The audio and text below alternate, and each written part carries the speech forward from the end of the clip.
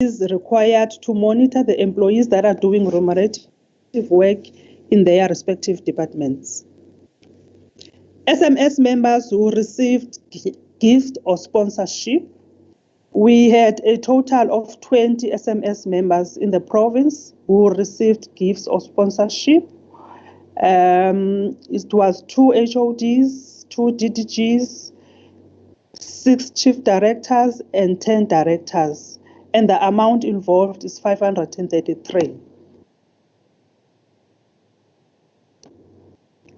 The compliance rate by EAs with the recommendations of the PSC, as I've indicated earlier on, as soon as we discover non-compliance with the financial disclosures, we write to the MECs, make recommendations and the findings, which we expect the MECs to respond back to the PSC within 30 days.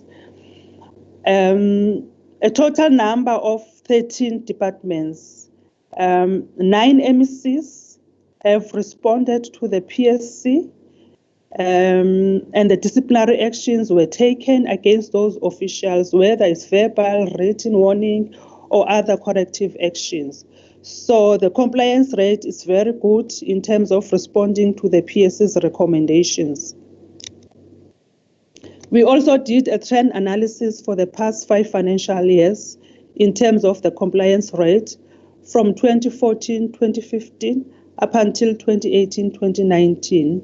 The compliance rate looks very good. In some of the years, we've achieved 100%, and some other years we achieved 98.6 or 99.6%, because some of the SMS members or HODs were submitted their financial disclosure forms after the deadline. This is our graph. We also did a summary of the financial disclosure forms for 2019-2020. The Public Service Commission is still busy with the verification of financial disclosures. The disclosures is done at the end of each financial year. So for 2019-2020, the submission of financial disclosure forms was on the 31st of May 2020. So as PSC, we are currently busy with the verification of disclosures in the province. Once the verification is done, a full report will be generated, which will be approved by the Commission in November 2020. For now, the Department of Social Development, they did not have an HOD during this disclosure period. So the HOD was not able to access the department's e-disclosure system to verify the e-disclosures for its SMS members. A new HOD was appointed on the 1st of June 2020. Department of Education, the MEC did not submit the HOD form to the PSC before the deadline of 31st May 2020, but submitted on the 2nd of June 2020. The Department of Agriculture, the MEC did not submit the HOD form to the PSC before the deadline of 31st May 2020. This is how far we are now in the province in terms of financial disclosure forms for 2019-2020. We are at 94% because of those reasons that I've indicated earlier on in terms of submission of the financial disclosure forms. It's 94% now for SMS members. And the financial disclosure forms for HODs, we are at 85% because of the HOD forms for the Department of Agriculture and Department of Education, which were not submitted to the PSC. And I thank you very much, Ngiyabonga. Thank you.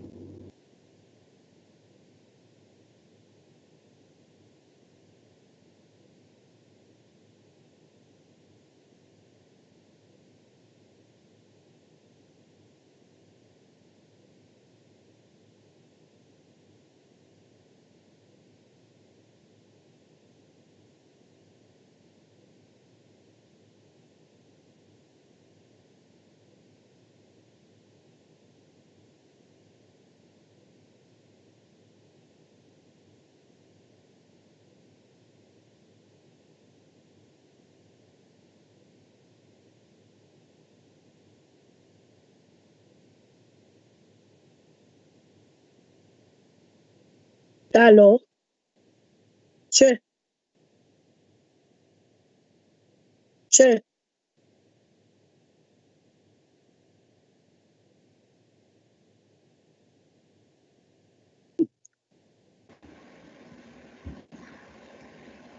Chair, unmute.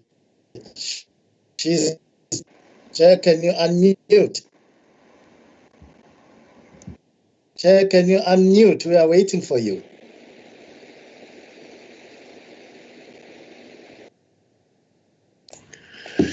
Honorable members, it's KwaZulu-Natal, the coordinator. The chair is experiencing some challenges with the connection. She is still going to try and connect with on another device. If you can just be, or maybe ask Honorable Nkosi to chair for a while.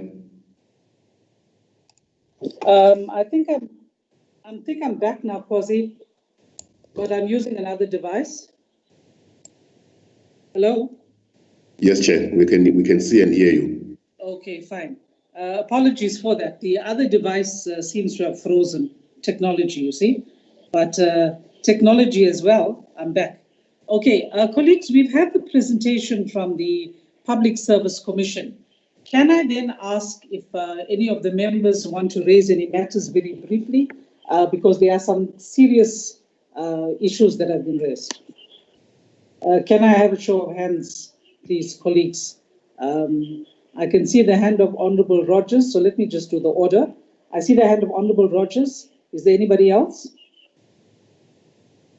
Honorable Rogers, Honorable Mtembu, Honorable Nkosi. Those are the only hands I'm seeing right now. Let's take you in that. Wrong chair. Okay, Wrong chair. Yes, Honorable My Sonjika. thing doesn't want to raise my hand, so please note my. Oh, okay, so we'll take Honorable Rogers, Honorable Mtembu, Honorable Nkosi, and Honorable Sonjika in that order. Proceed, members. Thank you, Madam Chair. I'm worried about Honourable Sonjika's comment about his thing won't raise his hand, but I'll take it that he's having a technical problem. Chair, just a couple of questions. Let me just open the spreadsheet here. On slide 10, the members who did not disclose directorship of companies. My question is, what investigation is done to ensure that there is compliance? In other words, that SMS members have in fact submitted all the relevant information. That's number one. So in other words, how do they do a fact check? Is there a system that they use and then determine that people didn't disclose all the information?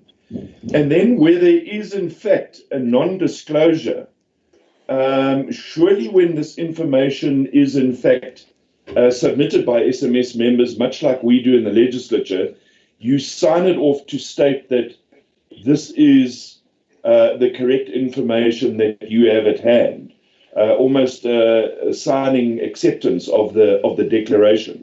So by non-disclosure, what is the consequence? Is there any consequence that takes place? Because it's odd that somebody wouldn't disclose something. Then there's another anomaly, which if you look at slide 10, which is the one I'm on now, and it's actually got 17 conflicts of interest. And then you look at slide 13, where it talks about potential conflicts of interest. The number's exactly the same, 17. So I'm assuming that this is not a coincidence, but backs up the question I'm asking about the original non-disclosure. Then, just as a matter of interest, Chair, what happens during the course of the year? Should an SMS member become a member of a company during a financial year? Does that member then have to submit that information, or does he only do it in the following financial year? And then on slide 21, it's recorded there that the Department of Agriculture, the MEC, did not submit the HOD's form before the deadline, but it doesn't say whether in fact it's now been submitted and when in fact it was submitted. Whereas if you look at the Department of Education, it actually says that the deadline was missed but submitted on the 2nd of June. Those are my questions. Thanks, Chair.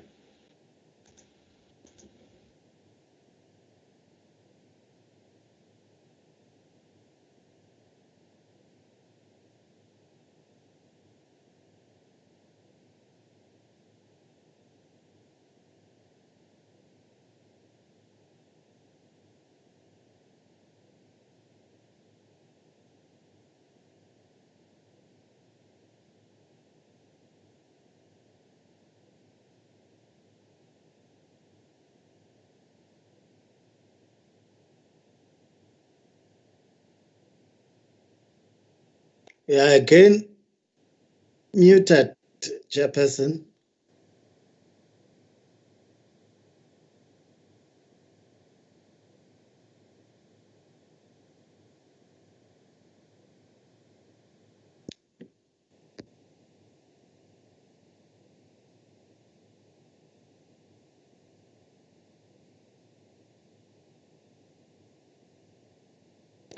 Colleagues, can you hear me?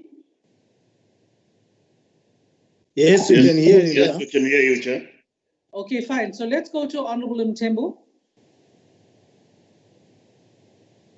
Okay, mine will be quite short. That well, I would propose that the committee, through the chairperson, for all what have been raised by the Public Service Commission to each department to find out, to give reasons why they have not complied with the requirement of the Disclosure Act, to when are they going to comply, and then we give them a particular time to respond, so that we will be able to take a final resolution as the Scopa. Thank you, Chairperson. Okay, so you're proposing a way forward. All right, let me just take Honorable Nkosi and then Honorable Sonjika, and we'll come to the way forward. Honorable Nkosi.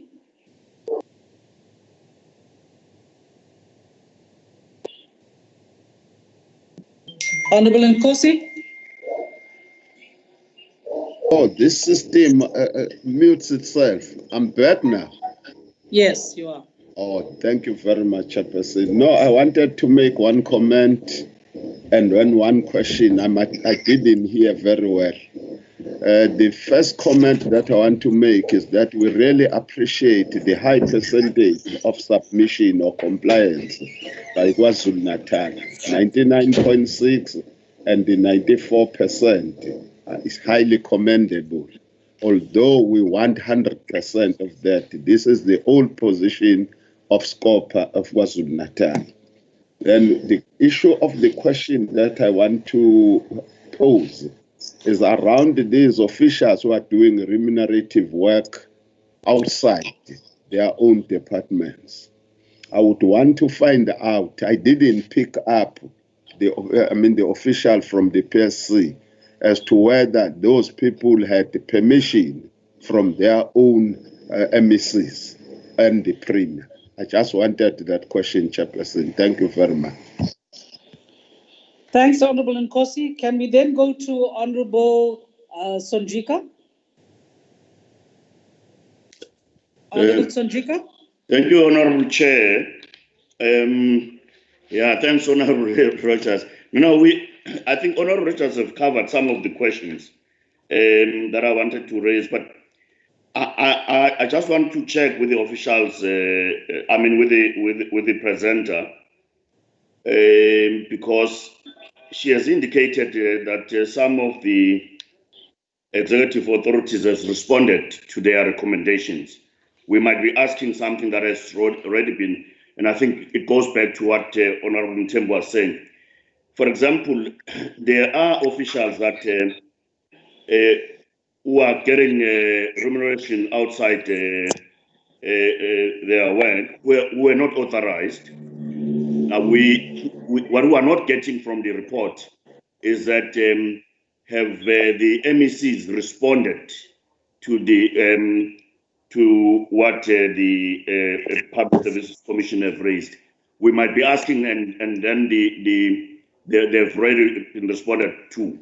But the issue of and I agree with Honorable Nkosi, we must recommend the compliance is really, of course, we're 100%, but I think we're really, really close. We must recommend the departments and the officials and the executive authority on that. But we do want to know that what actions have been taken?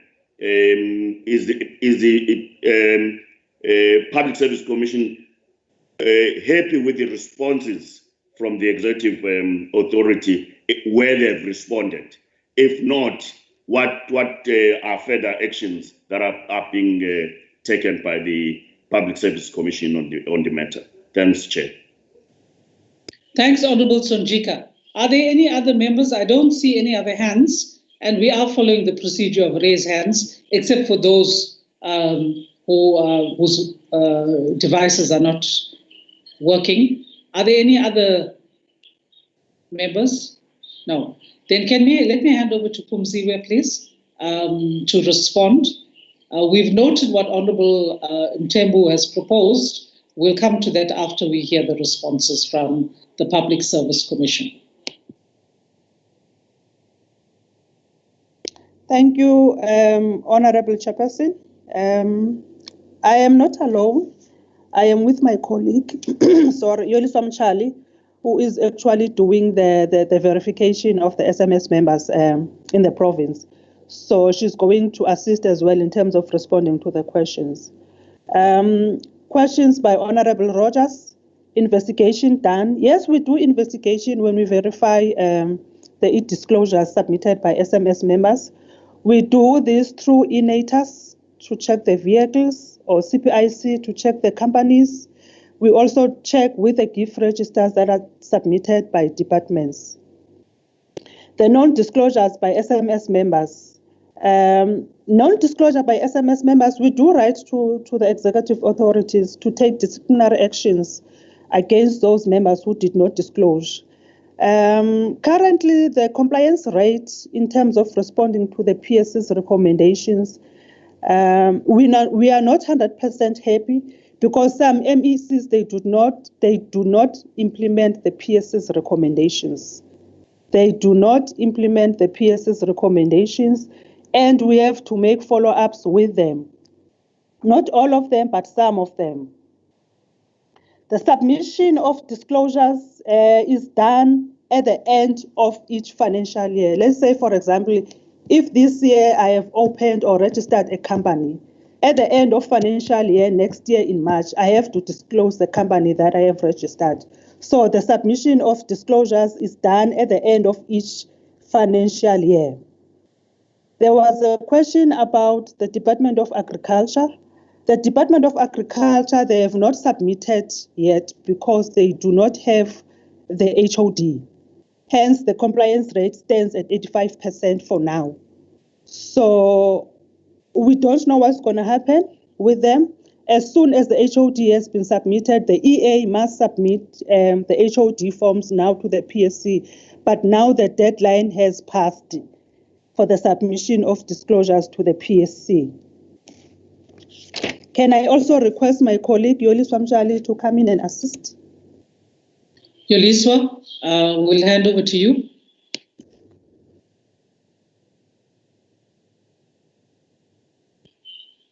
Yoliswa, I know she's here. I saw her very early before the meeting.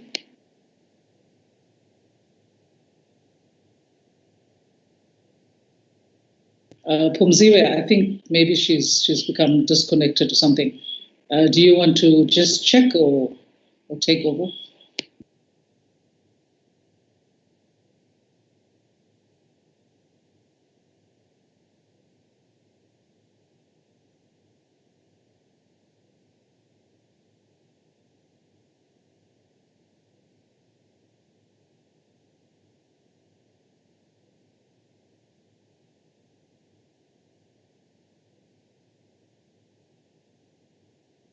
I'm not sure what's happened to you, Liswa.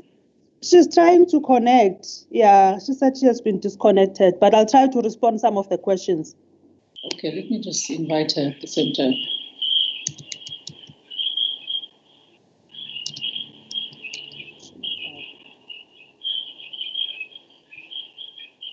Can IT please assist? Can you hear me now? Yes, we can. Switch Oh, on your thank you video, very please. much. Your list was switch on your video, please. Okay, is it on now? Okay, can't see you, but okay, proceed. Okay. Thank you very much, Chairperson. The question on the Department of Agriculture, the HOD's form for the form for the HOD has not been submitted until now, but the social development as well has not been submitted because the HOD only started the department on the 1st of June. But the one for agriculture, the HOD is there, but the MEC has not submitted the form to the PSC as yet. The other question was the permission from EAs. Some departments, some officials have received permission from their EAs, but some have not. But we've also written to the MECs to consult with the relevant SMS members. We have received some responses from other MECs, and we have not received some responses from other MECs, as in accordance with the table. I can't remember which table is it, but they are responding. What was the other question? Thank you. The potential and actual conflict of interest. Conflict of interest. Honorable Rogers had said that I think there was 17 potential conflict of interest and then 17 conflict of interest reflected. What did that mean? Okay, the total number of 17, it means 17 is the number from all departments, not from just one department. And all those departments were written to the MECs to say there is a potential on the SMS that has not disclosed his or her company. And we've received the explanation with others, but we have not received explanation from the other MECs. Okay, thanks, Yuliswa. Members, do you want to follow up? Because I can see that there are issues being raised here. And the Public Service Commission has communicated with the executive authorities because those are the people that submit the forms, etc. Now, I think what we should do, I'm recommending to you, members, as a way forward, is that we take Honorable Mthembu's proposal rather, that we've got all this information. If the Public Service Commission can provide us out of this meeting with a list of whom they've written to, etc., and who has responded, then as Scopa, we can communicate with each of the departments, the executive authorities, to do the follow-ups. In terms of the disclosures, it will have to be Scopa resolutions, obviously. The disclosures, the absence of it in the case of agriculture and DSD, the remunerative work without permission. Again, we'll need the specific information from the PSC, and we will follow up with that, as well as the conflict of interest. Can we take that as the way forward, members? I need to see hands. Honorable Mthembu, are we okay with that? Yes.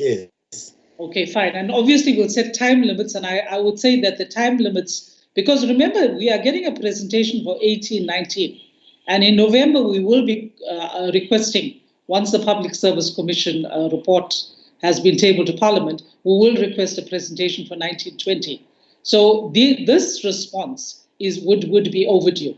So we would try and give them a shorter time frame because it's for the previous financial year. Okay, colleagues, can we move in that way? Honorable Tembo has supported it. Can we get a seconder for it? Chairperson. Honorable Rogers? Yes, Yeah, I think I'm in agreement with it. I just want to make sure that, that you're on the same page here, Chairperson. There was obviously a comment made that's quite disturbing that some MECs don't respond to resolutions. I'm assuming that's going to be part of the report that will come to Scopa. And then also there was a bit of confusion and contradiction between an HOD in AGRIC and no HOD in AGRIC, and that was why it hadn't been submitted. I assume that will also form part of the report.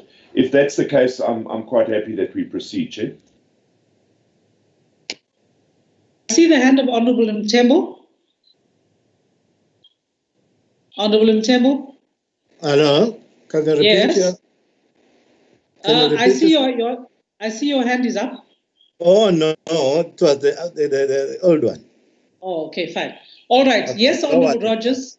Okay, thank you. Yes, Honourable Rogers, this is exactly what we will do because remember, it's the 18-19 financial year. So we would have to get responses from those relevant departments and Public Service Commission, Pumziwe and your team. If you could assist us by giving us a table, just saying, you know, who has responded, who hasn't, the issues that are outstanding, then we will follow up so that we get some accountability for this. Okay, thank you very much, Pumziwe and Yoliswa. And I must appreciate the fact that you are actually true public servants. They arrived here, colleagues, at least 15 minutes before the meeting was due to start. So thank you very much for your presentation.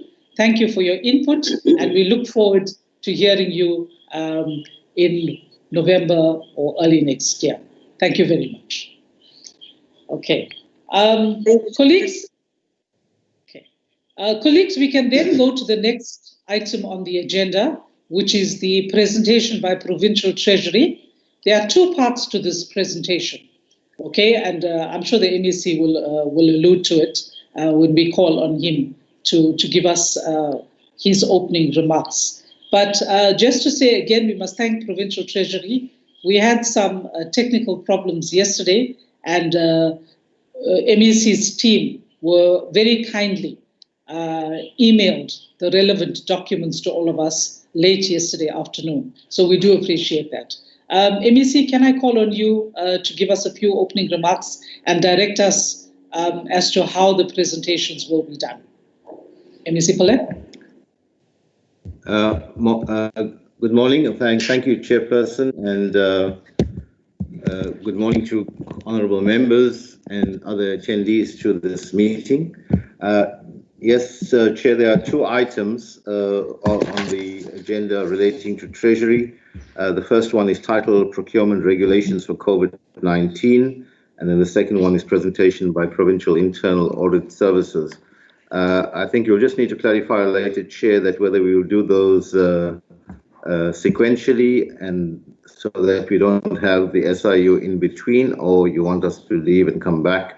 You'll clarify that a little later. MEC, no, I can tell you right now. Sorry, we'll take all your presentations and then we will release you because the SIU one is something between the committee and the SIU. No, fine. Thank you, Chair. Chair, yes, I will just give you an indication of just some comments on the contents of the two presentations, and perhaps a comment as well on the other item of the SIU because it overlaps with the work, some of the work that KZN Treasury has historically done.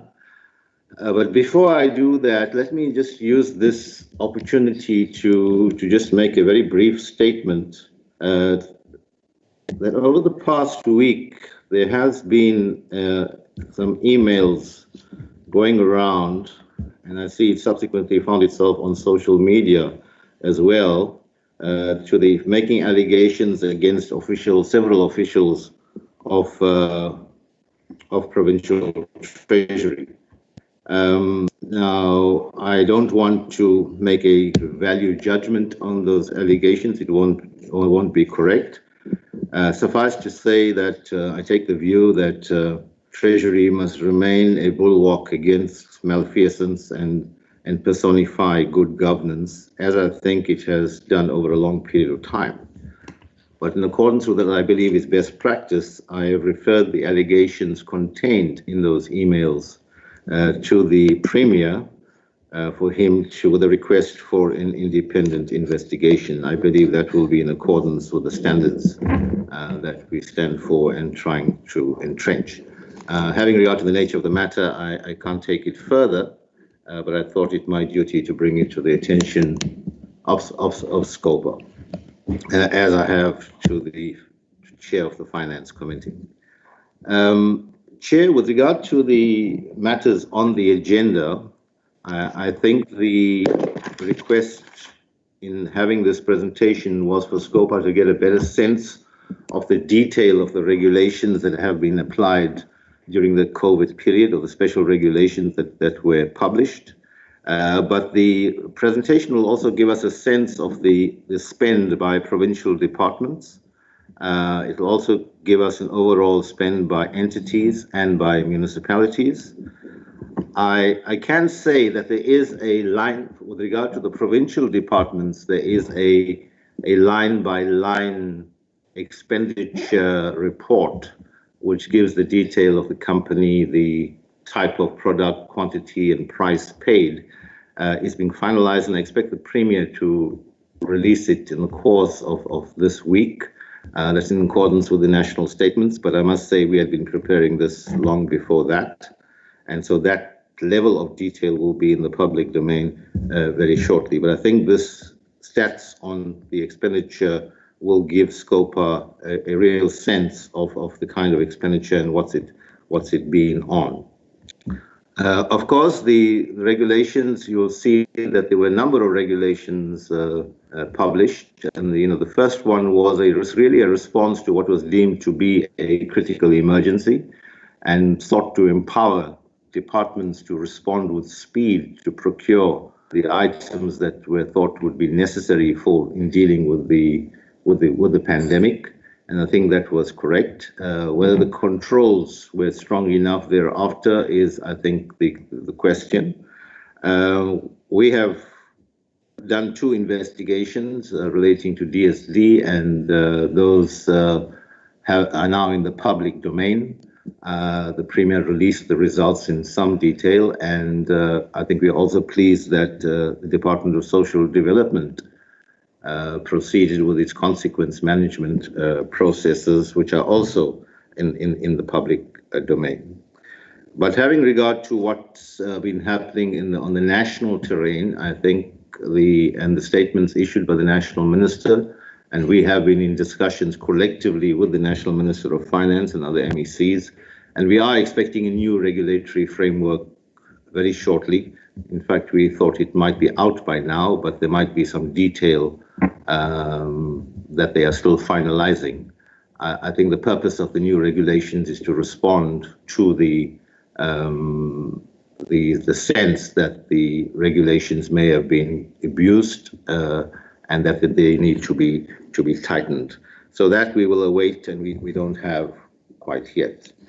The next issue I'll just make a comment on, which is the report from internal audit services in terms of the resolution. And there again, we'll give you a sense of the kind of work that has been done by internal audit services. I think, and this is the one that has an overlap with SIU, I do want to place on record, I think we have said it before, I certainly stated it in my adjustment budget speech, I think, or at some subsequent meeting. It's probably the last time that as Treasury internal audit services will be reporting on forensic investigations, because with the effect from the 1st of August, that function is transferred to the Office of the Premier. So that should be noted by Scopa for further follow-up. But I think we would accept that there should be a kind of a transition period where we should be in a position to supply whatever information that is necessary. So a comment again on forensic investigations, well, not so much SIU, because SIU often has its own mandate and would could and does investigate issues independently of any forensic investigation that might be in place. But by and large, the practice that has developed in internal audit services with regard to forensic investigations has been what is called a phase 1 and a phase 2 approach. And the phase 1 is where the matters are investigated and you come to conclusions which are capable of then being responded to for purposes of consequence management and so on in relation to the internal disciplinary processes. Then, of course, it often happens that the wrongdoing might be concluded that the wrongdoing is so serious that it is actually a criminal offense, and then it will be referred for a criminal investigation, and that is what is called phase 2. Now, the problem and challenge which I think we need to grapple with is twofold, that sometimes the documents in the phase 2 part, which are obviously part of the phase 1, are taken by the investigators that it is necessary to keep it, or what should I say, not confidential, but not be released for a parallel disciplinary process, so that the internal process then gets stymied, which is, I think, it's a problem area, because you can't, if the matter is so serious that it warrants a criminal investigation, then it's untenable that the disciplinary processes can't proceed and the individual concerned remains in the system without any consequence management.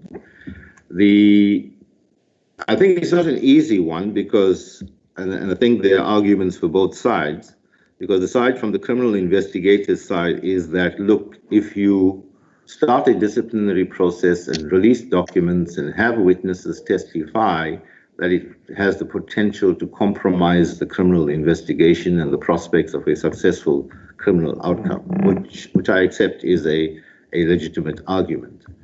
On the other hand, there is the argument from internally where you want to conclude your disciplinary proceedings, which Scopa itself would hold us accountable for, or any other department accountable for, but that stands still until the criminal investigation is concluded, which, as you all know, can be take a very, very long time. So I think that needs to be grappled with and find a way that deals with both parties', I think, legitimate interests.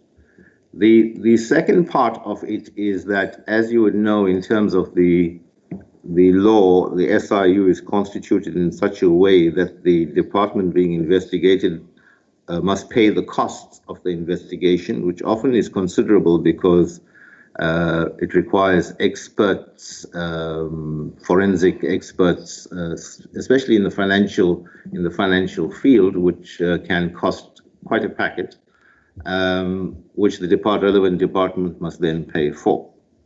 Now, again, the same issue that I raised earlier on manifests itself, where you are asked to pay for something you can't really see, because the argument is that if you gave details on what you're paying for, then you're releasing details of a confidential of an investigation, which is still at the confidential stage.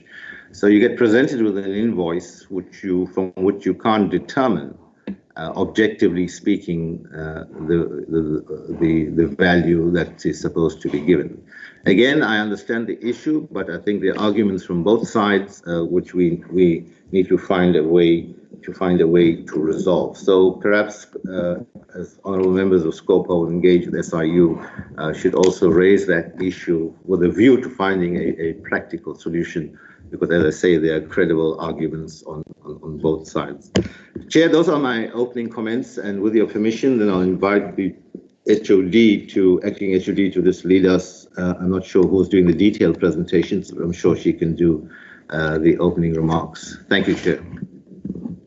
Thank you, Honourable MEC. Before we hand over to the acting HOD, let me just say, Honourable MEC, that we do appreciate the presentations, particularly around the background to the audit, the internal audits report, is that we had been concerned as Scopa that there appeared to be a backlog. Provincial departments kept complaining that when we asked them about disciplinary action taken against those who had been accused of wrongdoing, etc., kept complaining that there had been a delay in the production of or release of investigation reports that had been handed to internal audit.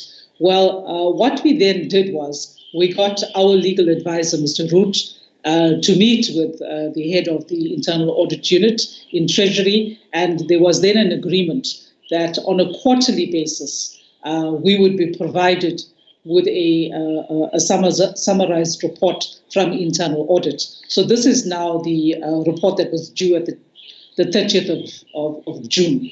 And we do appreciate that, but at the same time, we will obviously want to also be assured, because one of the reasons that had been given for the poor turnover, if we may call it that, was that the quality of reports produced by service providers was not good, etc. So that's the background to the report that we had requested from internal audit and the resolution.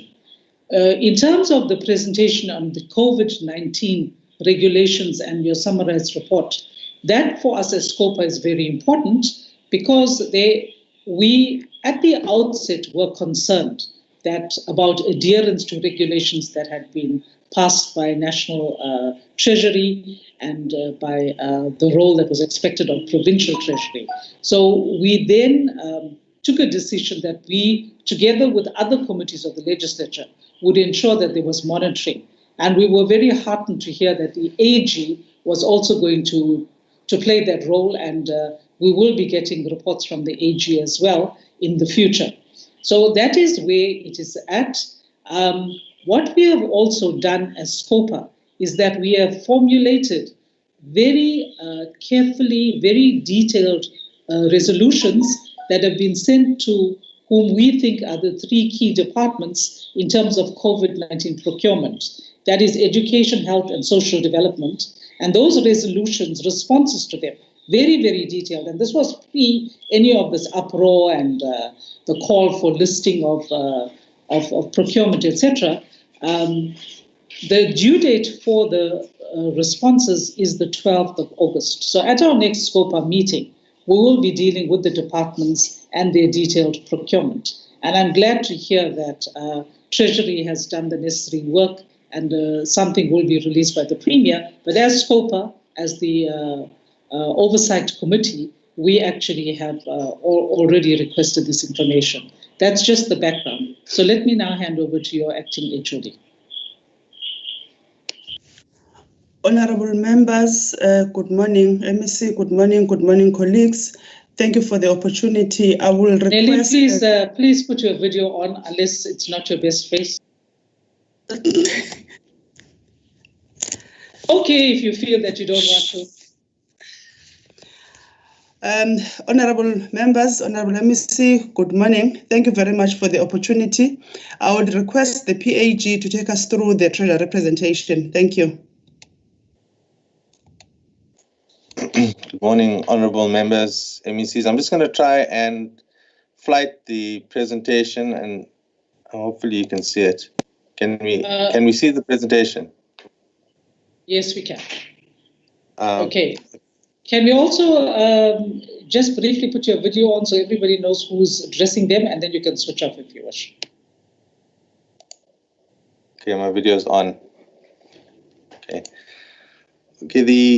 the presentation deals with COVID expenditure as at the 27th of July 2020. As a Treasury, we get weekly reports from departments and public entities. We also get a national report from municipalities, which we've tried to incorporate in this report. The next slide I'm looking at is the total spend of departments, public entities, and municipalities. As you can see, the municipalities have 925 million procured, departments have 1.9 billion, and public entities have only 4 million. Okay, the next slide talks to municipal COVID expenditure. National Treasury introduced a COVID-19 reporting templates for municipalities in April 2020. The expenditure reported is on a cumulative basis. In terms of instructions issued by National Treasury, expenditures to report it on a weekly basis by every Friday at midday. We then, as a department, get reports from National Treasury, which we consolidate. It should be noted that the expenditure provided by municipalities have not been audited, and accordingly, KwaZulu-Natal Treasury can express no assurances on the figures because we've not audited it yet. As of 31st of July, 54 municipalities in the province had submitted their COVID-19 reporting templates. The total expenditure for KwaZulu-Natal province amounted to 925 million for July, okay, which is an increase of 50.9 million from the previous reporting period of 874 million as of 24th of July. The highest expenditure was reported by the eThekwini Metro, which is 447 million, followed by Mkanyakude District Municipality, which was 154 million, and Amplitude's local municipality with 85.1 million. And the top 10 municipalities that contributed the most can be seen on the following slide. Okay, and you can see a list of our top 10. The top 10 municipalities account for 816 million of the total expenditure of 925 million, which is basically the top 10 municipalities basically account for 88% of the total expenditure. Okay, the next slide is a bit dated. It just shows the expenditure, municipal expenditure per province. These slides we get directly from National Treasury. As you can see, we're just slightly behind Gauteng in terms of municipal expenditure. In terms of expenditure per metro, you can see of our metros, eThekwini is probably is the highest metro in terms of expenditure. Okay. Now we look at expenditure per public entity. As you can see, trade and investment is the highest, followed by the liquor authority. Okay, just in terms of value, here's the value of the top three. We've highlighted the top three public entities in terms of expenditure. You can see trade investments 1.2 million, liquor authority is 920,000, followed by gaming and betting.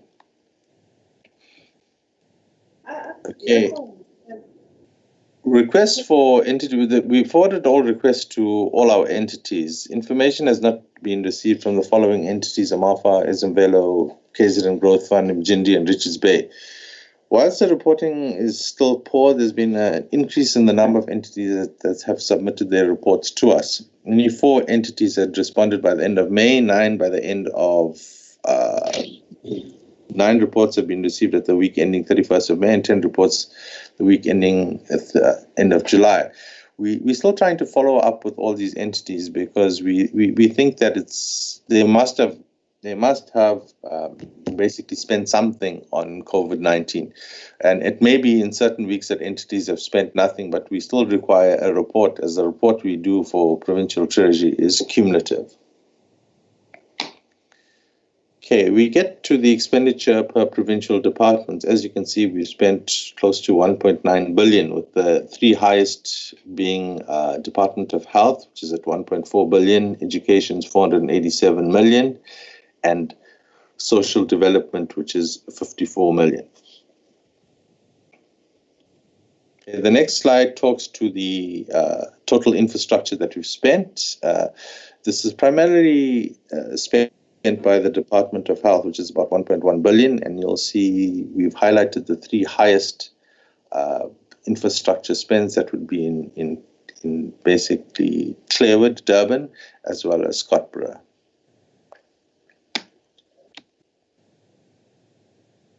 Okay, the next slide talks to the spend in terms of per product. So when we accumulate the information, we do it per product, and within a product, the various categories as well. And as you can see, the highest spend in terms of product would be infrastructure, which would be the previous slide that we've shown, as well as sanitizers, masks, dispensers, etc. But as the MEC alluded to earlier, a full breakdown of each category and subcategory will be given by the Premier.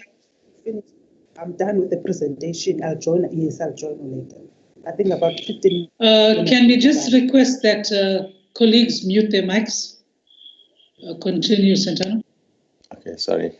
The top 15 suppliers by order value, as you can see, there's a host of firms there in the top 15. Most of these firms will be basically involved in infrastructure, and as you can see, most of the top 15 firms are engineering firms.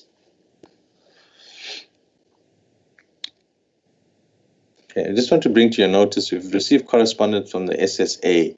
It basically speaks to the security screening as a prerequisite before service providers in departments engage. We've engaged with the SSA for clarification of an implementation model and a further report in terms of what the SSA wants to do. The problem with the SSA document that they've sent to us, they want to do basically a pre-screening of suppliers before we engage with suppliers. And the problem that we foresee, if they do that, they're going to slow down the procurement process because we don't know what timeframes they're working with, but we are still in engagement with the SSA in terms of how to implement the requirements of what they want to do. And we talked to the actual procurement regulations for COVID-19. So basically, National Treasury have issued 3 instruction notes since March, and being Instruction Note 8, I'm talking for departments, Instruction Note 3, and Instruction Note 5. You will see they've also issued various MFMA circulars. The MFMA circulars are identical to the various instruction notes issued by National Treasury. And I'm just going to go through in the next few slides what the instruction note says and why they were withdrawn, etc. The first response to the disaster was issued in March 2020. This was Instruction Note 8. The Instruction Note facilitated procurement for PPE items that were already on National Treasury's transversal contract. It also provided a list of suppliers from previous transversal contracts who gave entity bulk quotations or bulk supply for items not on transversal contracts. There were various limitations to the initial instruction notes that were issued, specifically Instruction Note 8. One of the limitations being that there was a severe demand for certain products, so demand overshadowed supply, and prices on transversal contracts were no longer reflective of the new market conditions, and available stock quickly ran out. I must also emphasize that the core basis of all these instruction notes, it basically allowed provincial departments and municipalities to utilize emergency procurement. The next instruction note was Instruction Note 3. Okay, PPE products will experience unprecedented and global demand, resulting in significant price increases and global shortages. Some of these products could be produced locally in South Africa, but the time ramping up domestic production would take some time and possibly not be able to deliver most of the required products immediately. In trying to secure PPE products like surgical and other masks, gloves, bodysuits, etc., many manufacturing countries that also imposed export bans where the items were available. Prices rose sharply and made it worse by the depreciation and volatility of the rand. And even where such products had been secured, immediate upfront payments are required, and suppliers faced a huge challenge in arranging immediate delivery of such stock to SA. Hence the need to engage in a central implementing agent to provide a system for procuring, warehousing, and distribution of such products. Okay, there were various limitations to Instruction Note 3. There was upfront payments required to procure in bulk. Government do not have the central systems in place, hence required the intervention of a central procurement agent. And then there were lots of negative perceptions and misinformation about the various warehousing efforts tried to be by National Treasury. Thus, a decision was taken for a public and private sector central procurement strategy made up by the National Joint Operation and Intelligence Structure, and they accepted voluntary support from Business South Africa to provide the services of Imperial Health as a central implement agent for the public and private sectors to utilize its logistical expertise and capabilities on a non-profit basis. Misinformation about the process, issues of local participation and processes followed in appointing the private sector provider, and interference by interested parties and negative media publicity made this approach almost impossible to implement. National Treasury then implemented the latest instruction note that we have, which is Instruction Note 5. Four conditions basically applied to this instruction note. PP items must be to the specifications of the World Health Organization, National Department of Health, and DTIC. The prices must be equal or lower than a benchmark price set by National Treasuries. Suppliers, manufacturers must be registered on the Central Supply Database, and items must meet the stipulated minimum threshold percentage for local production for textiles, clothing, leather, and footwear sector. The instruction also provided lists of possible suppliers, manufacturers supplied by the Department of Small Business, as well as the National Bargaining Council for the clothing industry. The certain limitations of this instruction note: emergency procurement sits at the heart of government's reaction to the pandemic and is particularly prone to exploitation. Controls were set so as not to be a barrier to responding to the pandemic and decentralize the procurement of PPE to respond to COVID-19 crisis. Good financial management procurement procedures remain in place. However, the rampant misuse and abuse of public resources in COVID-19 related to procurement has been a problem. In addition to law enforcement responses, National Treasury is also considering additional preventative measures and updating various instruction notes. National Treasury's response. The AGSA, or Auditor General, with National Treasury are publishing preventative control guides. Preventative control assists management to identify the risks of misappropriation, fraud, and corruption before a transaction takes place. It is therefore the accounting officers with a toolkit of possible solutions to make preventative controls a reality. Emergency procurement for PPE and protective clothing is ended. That's what National Treasury are trying to do. They're trying to end emergency procurement and revert back to open procurement processes. Procurement must be compliant with all existing instructions for procurement. Basically, what National Treasury are trying to do, they've concerned that the emergency procurement regulations have been abused. They're trying to come up with something that's feasible, bearing in mind that we're possibly going to hit our peak in the next few weeks. So it could be possible that certain departments, be it education or health, could have special conditions if they want to use the emergency procurement. As NT will lock an absolute price for all PPE and listed protective clothing for procurement, permission to be sought for any amount above the absolute price. Institutions are also to provide National Treasury with the names of all PPE and protective clothing appointed service providers for publishing on the NT website and analyzing aggregated data across all procuring agencies. Having said that, as much as it will be on the National Treasury website, I think it's also possibly going to be published on either the Office of the Premier's website or the Provincial Treasury's website, all supplies and all procurement. I don't think we've made a decision yet on which website we want to put it on. It may be one or it may be both. In terms of our recommendations to Scopa, note the presentation on the COVID-19 expenditure as at 27th of July. And we also think it's important to note that National Treasury is considering withdrawing certain emergency procurement provisions to limit the irregular procurement of PPE. With that, I'll take any questions. Thank you. Thanks very much, Sentano. Colleagues, let me now open the floor to you Just one question before the rest of you jump in.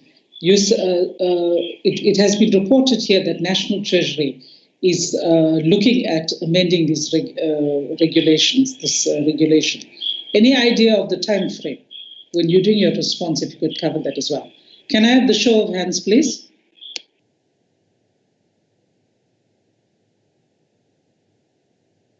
Colleagues, use the raise your hand function. I can't see any hands right now.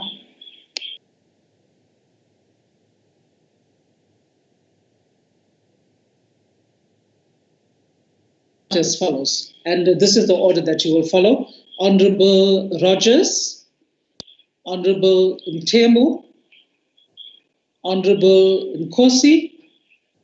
Oh, sorry, I see Honorable de Klerk. Let me give Honorable de Klerk, then Honorable Nkosi. Who else do we have here? Who is MT? Honorable Twala. Okay. Got Honorable de Klerk. Have I covered all of you? Honorable Sunjika, I know your device is not working in terms of raise your hands. Do you want to raise an issue? Okay, seems like there isn't. Okay, so we'll take. Not for now, Chair. Not for now. All right, fine. Let's start then with Honorable Rogers. Thanks, Chair, and thanks for the presentation. I must say, when one looks at the figures, it's an enormous amount of money. But obviously, the pandemic was something that we never foresaw and didn't plan. My question is quite simple, Chair. What will Treasury's role be in the assessment of this expenditure? Now, we've seen the gross amounts that have been spent by municipalities, by departments and entities. So who will actually undertake an audit to look at what the budgeted expenditure was versus actual expenditure, and then to further audit whether in fact the acquisition of some of this material was compliant with those initial, I think it was Treasury Note 100 that came out with the price structures. What exactly will Treasury's role in this process be? I need to get some understanding there. Thanks, Chair. Thanks, Honourable Rogers. I think they will be noting and will respond accordingly. But at the moment, all that we have seen in the presentation is that they get weekly reports. Let me hand over to Honourable Mtemu. Thank you, Honourable Chairperson. I think we are much familiar with what is called wartime profiteering. This time, we need to look whether there is what we call disaster for profiteering. And from the just glossing over here, I stand to be very much frightened. But what I would like to ask for clarification is the concern that have been raised by the Treasury on the pre-screening by SSA. Whether this pre-screening is a national directive which apply to all provinces, or it's just an initiative of the regional arm of SSA. That is what one would like to know, since they said they are so worried about the delays, although we have also been saying there is this issue of tribunal, which also caused delays, and there have been no worry about that, you see. So that is what one would like to get clarification. And also on the high expenditure, particularly of eThekwini, does Treasury have Treasury look at why there is a high expenditure, as well as Umkhanyakude? It's quite strange.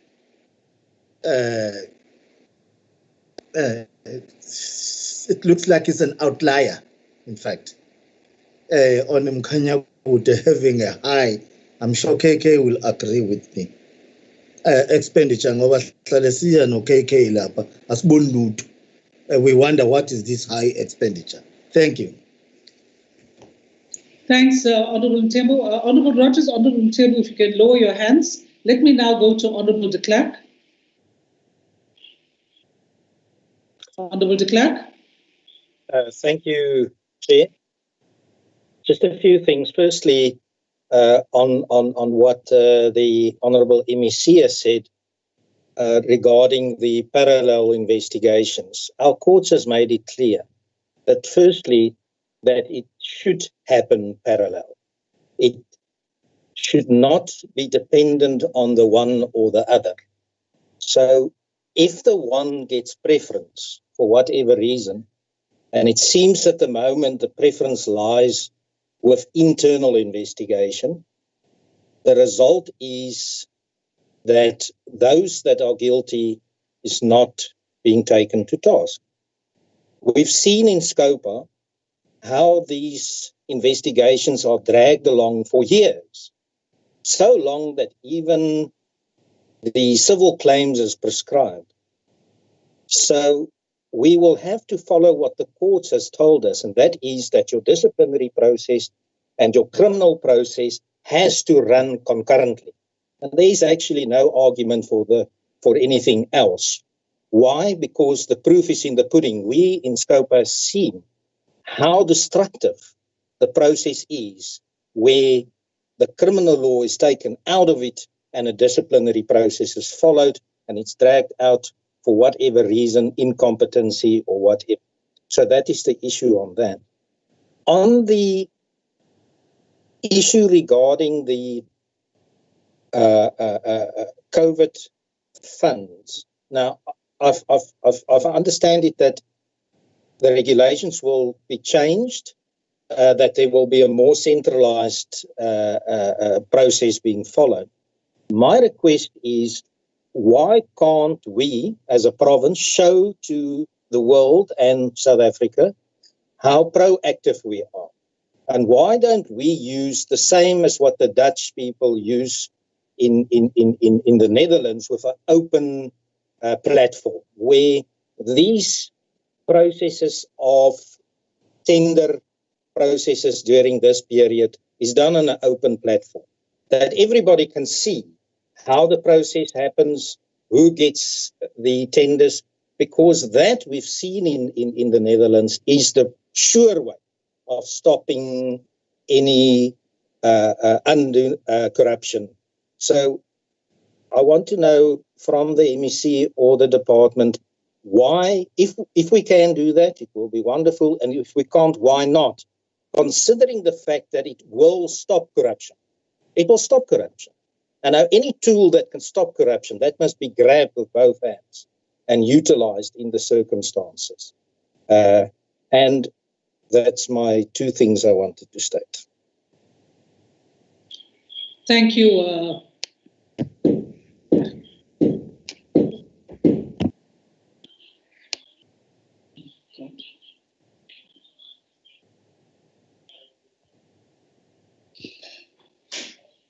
I don't know why this thing keeps freezing, John.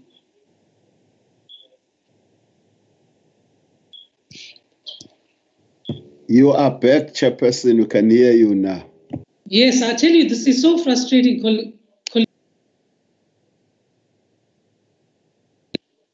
Hello? We can hear you. You go on mute every few seconds. On and off.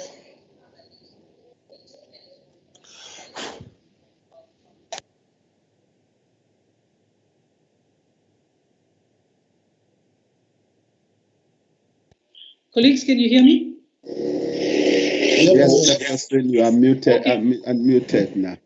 I don't know. You know, my gadget is showing muted, but you can hear me, so that's fine. Okay, Honourable de Klerk, thank you very much. Can you please lower your hand?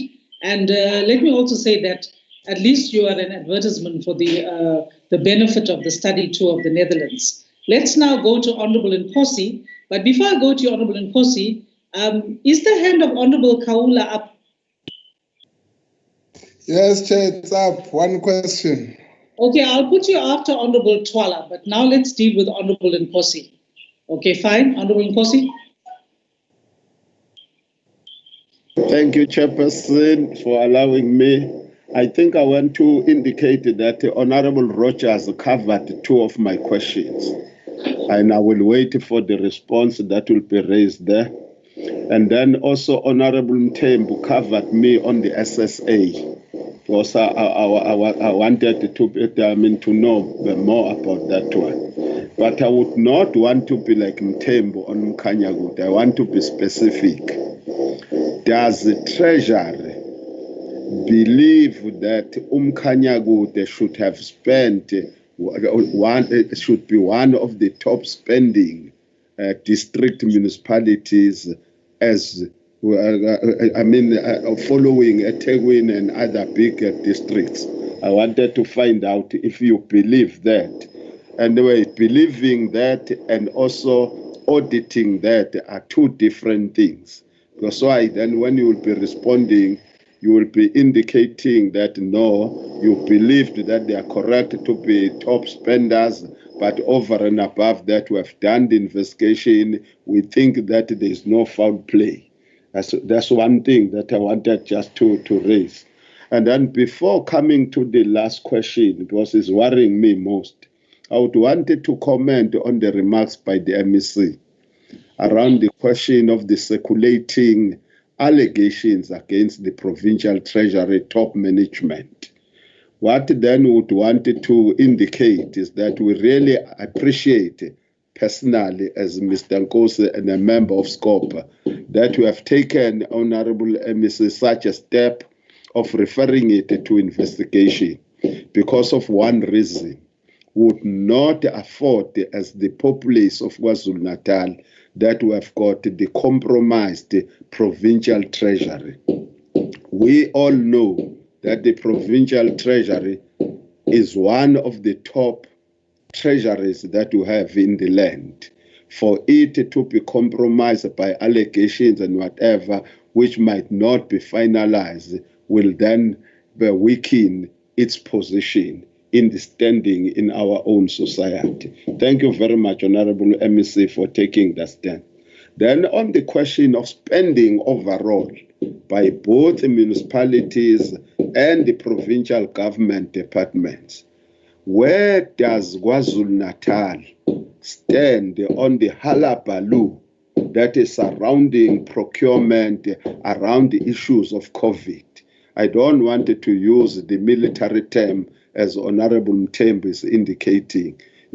I cannot, believe that there is any normal being who will profit when our people are dying. I don't believe.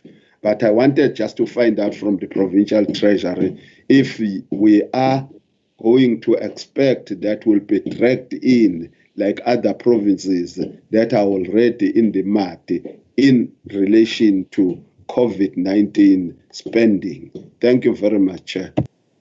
Thanks, Honourable Nkosi. Honourable Nkosi, I think you have raised important issues. The issue of this, the MEC's remarks, it's actually an agenda item. We will talk to it when we get there as well. But thanks to the MEC also for making some response in relation to that. Let me hand over to Honourable Twala.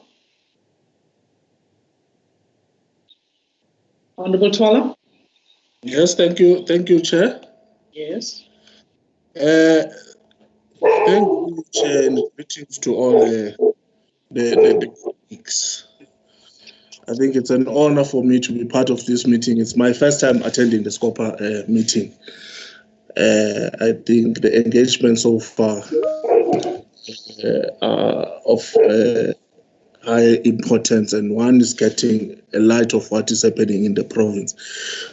But I can hear you, Chair, you are saying there is an agenda item on the MEC remarks, but also I wanted to comment on something on the remarks by the MEC on the investigation to DSD department. I see also on the slides the DSD department is one of the departments that is highlighted as one of the top spenders. I think one would really love to get the progress on the investigations done on the DSD departments, because they've been making rounds, and everyone, it's in the public domain, everyone knows that there's serious corruption that happened in that department. So we need to track our taxpayers' money as to what really transpired, because I also happen to know that there were news, I don't know whether it's conspiracy or theory or what, that also the MEC of that department was also involved in that corruption. But then one would really love to get that detailed outcome when the investigation is done and or concluded. But also, Chair, on the outset, one would also want to raise this important notion that maybe for a fruitful or sound engagement, would have loved the Treasury Department to provide us with the presentation, to go through it and internalize it and understand all the nitty-gritties entailed on that report. Because as the official Honorable Tola, sorry, Honorable Tola, are you referring to the GST report? Yes, but now I'm on the Treasury report. Okay, fine. Yes. Carry on. On the expenditure as at 27th of July. One would have loved to get that report prior, or that presentation prior this meeting, for sound inputs. But then maybe after this meeting, we'd love to get that report so that we go through it and scrutinize it. But I just want to ask a very simple and straightforward question, because already Honorable Rogers also have covered partially part of my questions that I wanted to ask. Is that when the municipalities and the entities and the departments submit weekly reports to Treasury, do they provide the Treasury with the specifics of what was procured, or a list of companies which have provided such a service, more especially on the PPEs?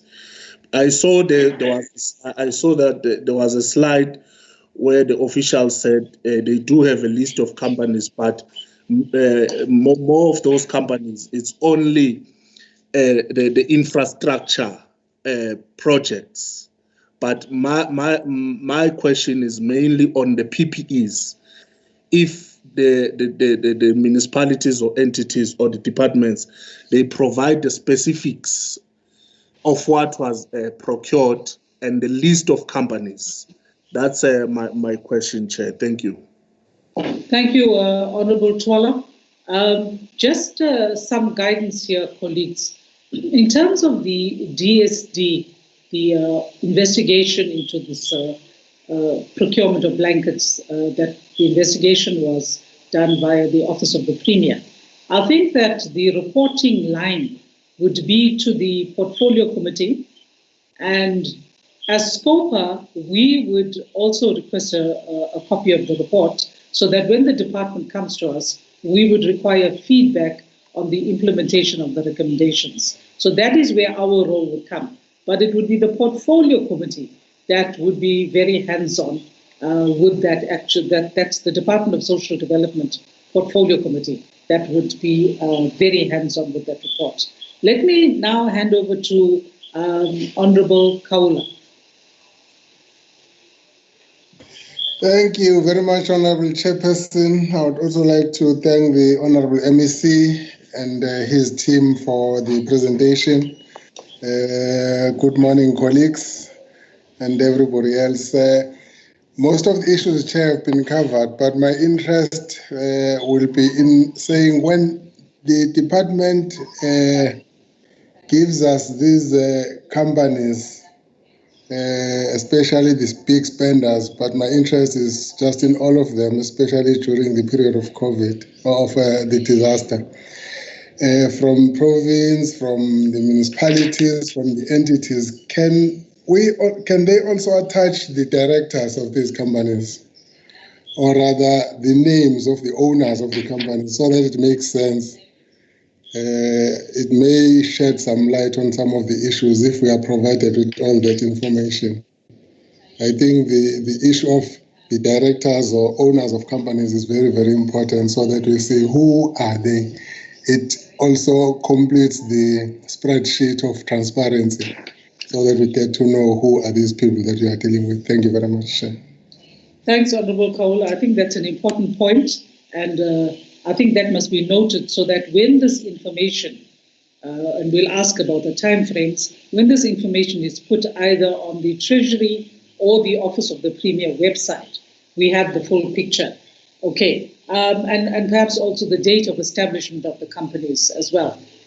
Before we hand over, because I don't see any other hands, before we hand over to the Provincial Treasury to respond, and colleagues, those of you who have your hands up, if you could just put them down, I want to just raise two matters. Colleagues have raised the issue about the high expenditure of the eThekwini municipality and the Umkhanyakude district.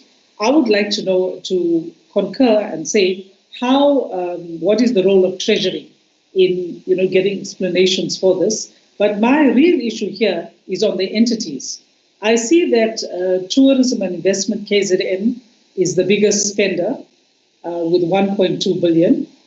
It's 1.2 billion, I think. Yes. And then my concern is with the other two. The KwaZulu-Natal Liquor Authority that has spent 920.5 thousand, and the KwaZulu-Natal Gaming and Betting Board that has spent 622.9 thousand. Is there any general explanation, obviously, as to what is the accounting for these high figures that are spent by these entities? I'm not saying they should not have been spent, but what's the explanation? Let's hear it. And let me then hand over to the team from Treasury.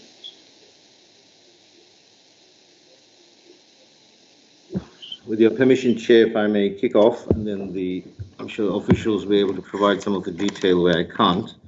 Yes, Honourable MC. Yeah. Chair, okay, I might not deal with it in sequence, but I think, and there might be an overlap between questions, so I hope I'll cover most of it.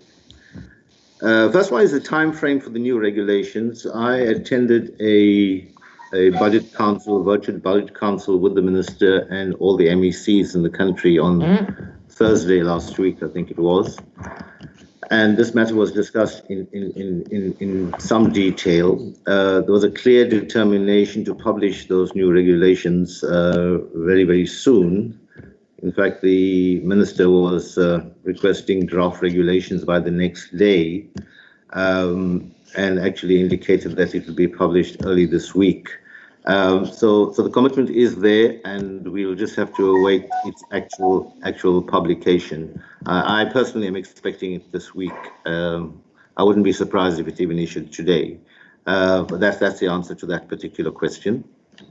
The other key issue I think it wasn't covered in the presentation, is one of the key elements of the first set of regulations, and which actually continue until now, is that in order to empower the departments to act with speed, which provided the risk, was that they could engage on the procurement on an emergency basis and did not need the permission of Provincial Treasury on each transaction. All they had to do was report it on a weekly basis. I think that's an important distinction.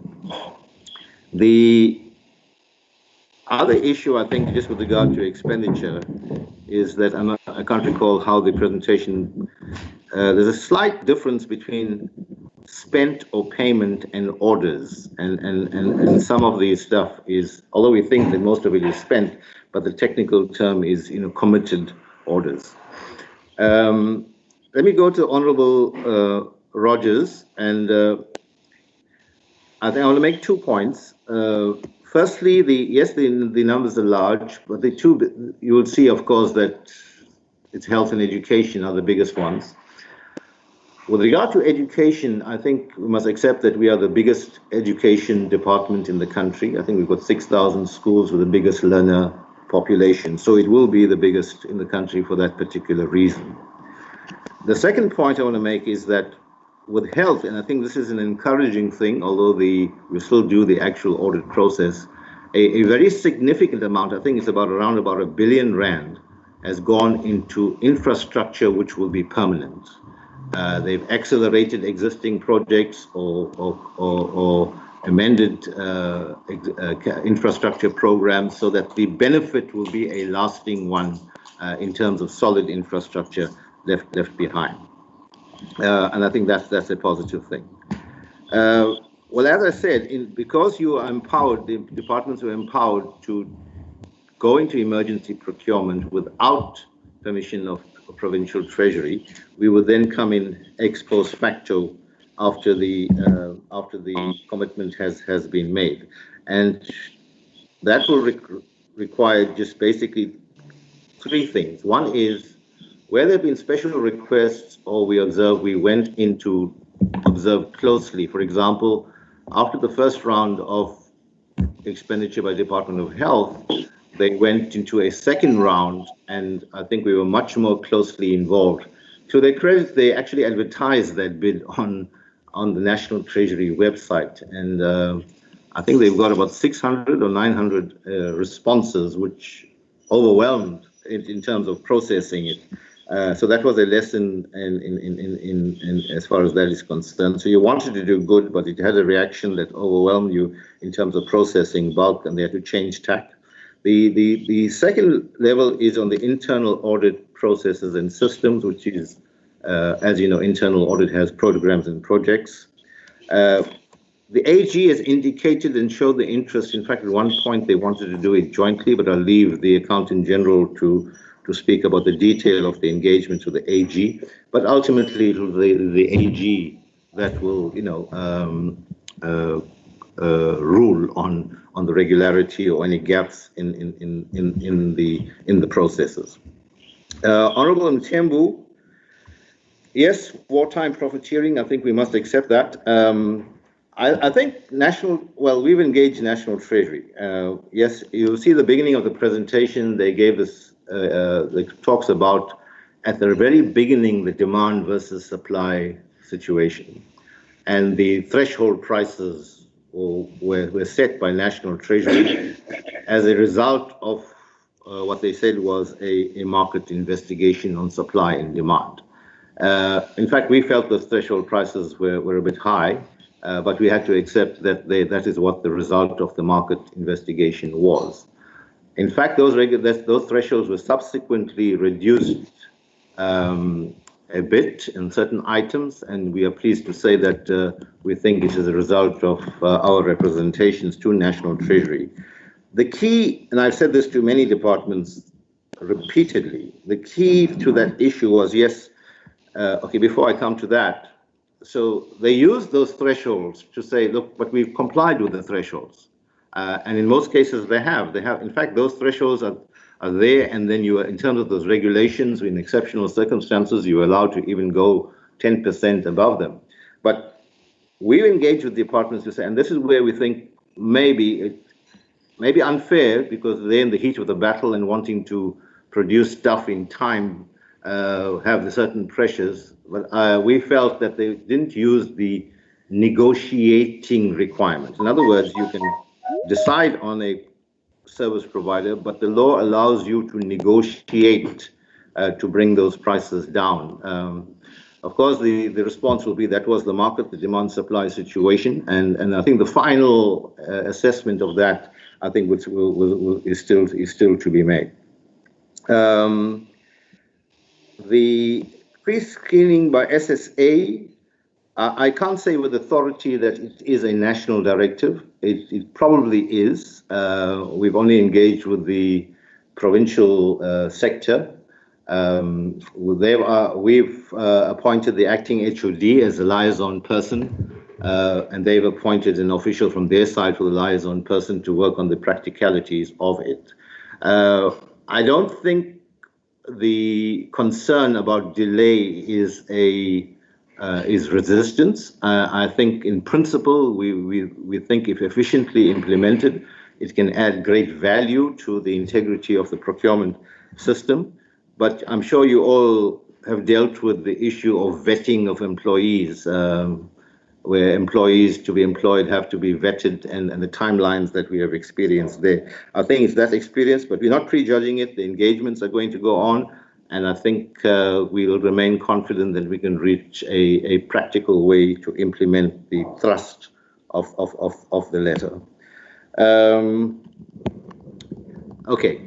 I think we must make the distinction that unfortunately the reporting templates are different. Municipalities report directly to national, provinces report directly to us as a province, provincial departments that is. And the provincial departments, we've created a template where we are able to disaggregate the kind of figures to a line item, which we're going to, through the Premier, Office of the Premier, disclose quite shortly. The template for municipalities is not the same, it's more globular, but again, I'll ask the Accountant General to explain that.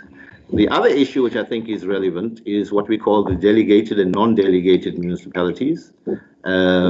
Provincial Treasury, from an oversight point of view, does not have direct authority over eThekwini, Msunduzi, and Mhlathuze. Those are the three non-delegated municipalities which are supposed to be supervised directly by National Treasury. But nevertheless, in the spirit of cooperative governance, we think we should be able to get the information on a line-by-line basis for that. With regard to Mkhanyagude, we have made some inquiries. The explanation at this stage is that they use their water projects on face value at this stage of the inquiry. It's plausible that they spent money on their water projects, and water was a key issue in the COVID response, and that's why the number is so high. But we will obviously interrogate that in more detail as we go along. Honorable de Klerk, I agree with you fully. I agree with you on your interpretation of the law, and I agree with you on the political thrust of it. But this is an issue that we've been having. I mean, let me be quite frank and blunt here, because when I adopted precisely the view that the Honorable de Klerk is articulating, and from the criminal side of the investigations, and indeed, and perhaps Mapule might want to comment as well, there was a suggestion that this will compromise serious investigations. In fact, it went so far as to suggest that by raising this issue strongly, I'm compromising the independence of the investigative processes. So that's why I said that in the very beginning, in my opening lines, that we need to find a working method to accommodate two legitimate concerns. And in fact, if I go to suggest that if this matter is engaged with by Scopa, and if indeed Scopa passes a resolution on the matter, it could be very helpful guidance for future practice. Then in your open platform, you will recall in my budget speech, the adjustment budget speech, I actually already had started disclosing a lot of these expenditure items, and I made the point that it's a first step in a fully transparent process that we would want to develop. So I think the Dutch example, I think Barbara Creasy in Gauteng attempted to introduce it. We will need to study the results of that attempt, but the principle is accepted and we will want to work on implementing it. Honorable KK Nkosi, yes, Mkhanyagude, I've responded to that. I appreciate your other comments.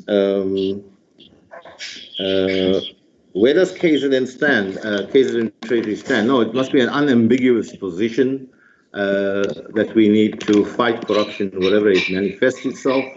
I think the president has gone so far as to say that we have two pandemics, a COVID pandemic and what is fast emerging to be a corruption pandemic, and we have to have an appropriate response to it. We understand the challenges of living in a constitutional state and capacity, but we must be unambiguous about that message. Stealing at any time is wrong. Stealing at a time of a pandemic is a crime against humanity, is what is the position that we'd like to take. Honorable Twala, high importance. I think, I don't know, the DSD investigations, I know you said it's on the agenda, but very quickly, Chair, so I don't have to speak again. The two investigations were concluded in fairly record time, having regard to the historic practice. Those investigations were finalized. The results were publicly released by the Premier.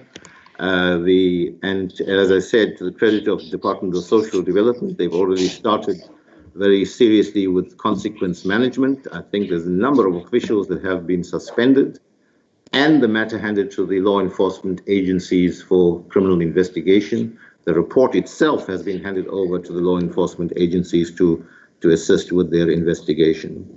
You raised the question about MEC involved. My understanding is that there's no evidence that the MEC was involved in any way, and I think the Premier responded to that as well. I've dealt with that. Others, municipalities, reporting template. Honourable Kaula, I think we'll have to take this request as, and I think the Honourable Chair has added to that. It will require a bit more work to unpack through the CSD and extract that information to include in a subsequent report, and we can undertake to do so. Well, the entities, relatively speaking, I mean, I think you mentioned the word 1.2 billion. It's actually 1.2 million. Yes. Yeah. Look, I'll keep an open mind on that. Both entities, have been hard hit by the COVID regulations, and I think communication and advertisements and in trying to implement mitigation measures, I'm giving them the benefit of the doubt that they could have a case for having incurred that particular expenditure. Thank you.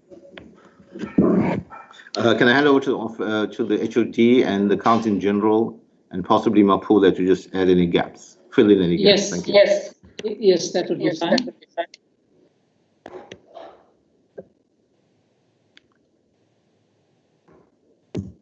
HOD first.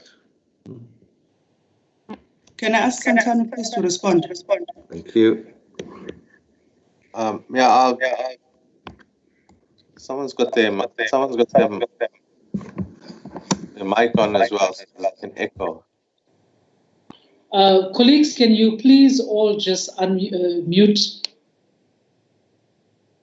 Yeah, I'm just going to touch on a few things. I think the MEC has covered most things. In terms of the role of Treasury, we have two distinct functions as a role of Treasury. In the instruction notes that were written, it talks to our internal audit services being proactive in terms of audit of COVID-19 expenditure. We then decided as a provincial treasury, we're going to do two types of audits as well as with the Auditor General. We're going to look at pre-audits. That means we're going to audit transactions before they actually happen, as well as post-audits for those transactions that we don't have time to audit. And we've started that. The assurance services are currently busy with all departments doing post-audits, actually auditing the physical expenditure. I'm talking specifically for departments at this stage. We haven't touched on municipalities at this stage because municipalities have their own internal audit units. We then went further we prepared a circular that was going to be issued to departments on the 1st of August, which basically talk to compulsory pre-audits of all transactions before they happened. However, we haven't issued the circular because if National Treasury issued new regulations, that would basically almost invalidate our circular. So as soon as we get the new regulations from National Treasury, we'll revamp the circular to be issued, and then we would possibly reissue it. It's the problem is if the circular takes away emergency procurement, then it will become a bit difficult to implement the circular we had. Our circular was based on advice to various departments on how to utilize the emergency procurement regulations as well as compulsory pre-audits. In that way, we would have hoped to prevent any irregular practices. In terms of information from municipalities, unfortunately, National Treasury have stipulated a format that municipalities need to submit information in. We are in the process of trying to get municipalities to report on an item level. It may be a bit difficult given the number of municipalities, but I think for the information to be useful for any stakeholder, we'd want it on a item level as we do for departments. In terms of what information do we have for departments? Yes, we have all the required information for department per product, per supplier, per BE level, per director, etc. And that, I suppose, I'm not sure when the Office of the Premier are going to publish it, but I'm assuming they'll publish it in the next week. And I'll leave it at that. I think because I think the MEC has covered most of the other questions. Thank you. HOD, is there anybody else who is responding? I just wanted to, Mapula is often at the cold face, but the other item will also cover it. But through you, Chair, if she wants to say anything. All right. Morning, Honorable Chair members, morning, MEC and the colleagues. Perhaps what I can just add in terms of what MEC and Santano has already mentioned is just to indicate that on the reports or audits that we are doing, we have divided them into two. The first assessments that we are doing, we call them the control environment assessment, and then that is followed by the normal audit report that we issue after now doing the effectiveness assessment in terms of the internal controls that management have implemented. So far, we have covered and completed one department, that is the Department of Education. The two reports that we'll be releasing to them today is excluding the first report that we already issued to them when they started the procurement, and that one was already attended to by the department. It's only this one where the audit one where we are still trying to get all the management comments because there's only one management comment that is still outstanding. So as soon as they have been afforded a chance, maybe then the members can request that report from the department as is normally the procedure. Thanks, MEC. The other departments that we have prioritized are the Department of Social Development and the Department of Health. Their audits are in progress. Thanks. Thanks, Mapula. Thank you, Chair. Maybe I don't know. MEC. I just want to comment on the engagements with the AG and the kind of attempt to reach a joint working method. All right. Concerning the work that the AG is also doing, because we noted potential duplications in terms of this COVID-19 audits, we then agreed that whenever documents are required, the concerned department will make them accessible to both the internal auditors and to the Auditor General audit teams.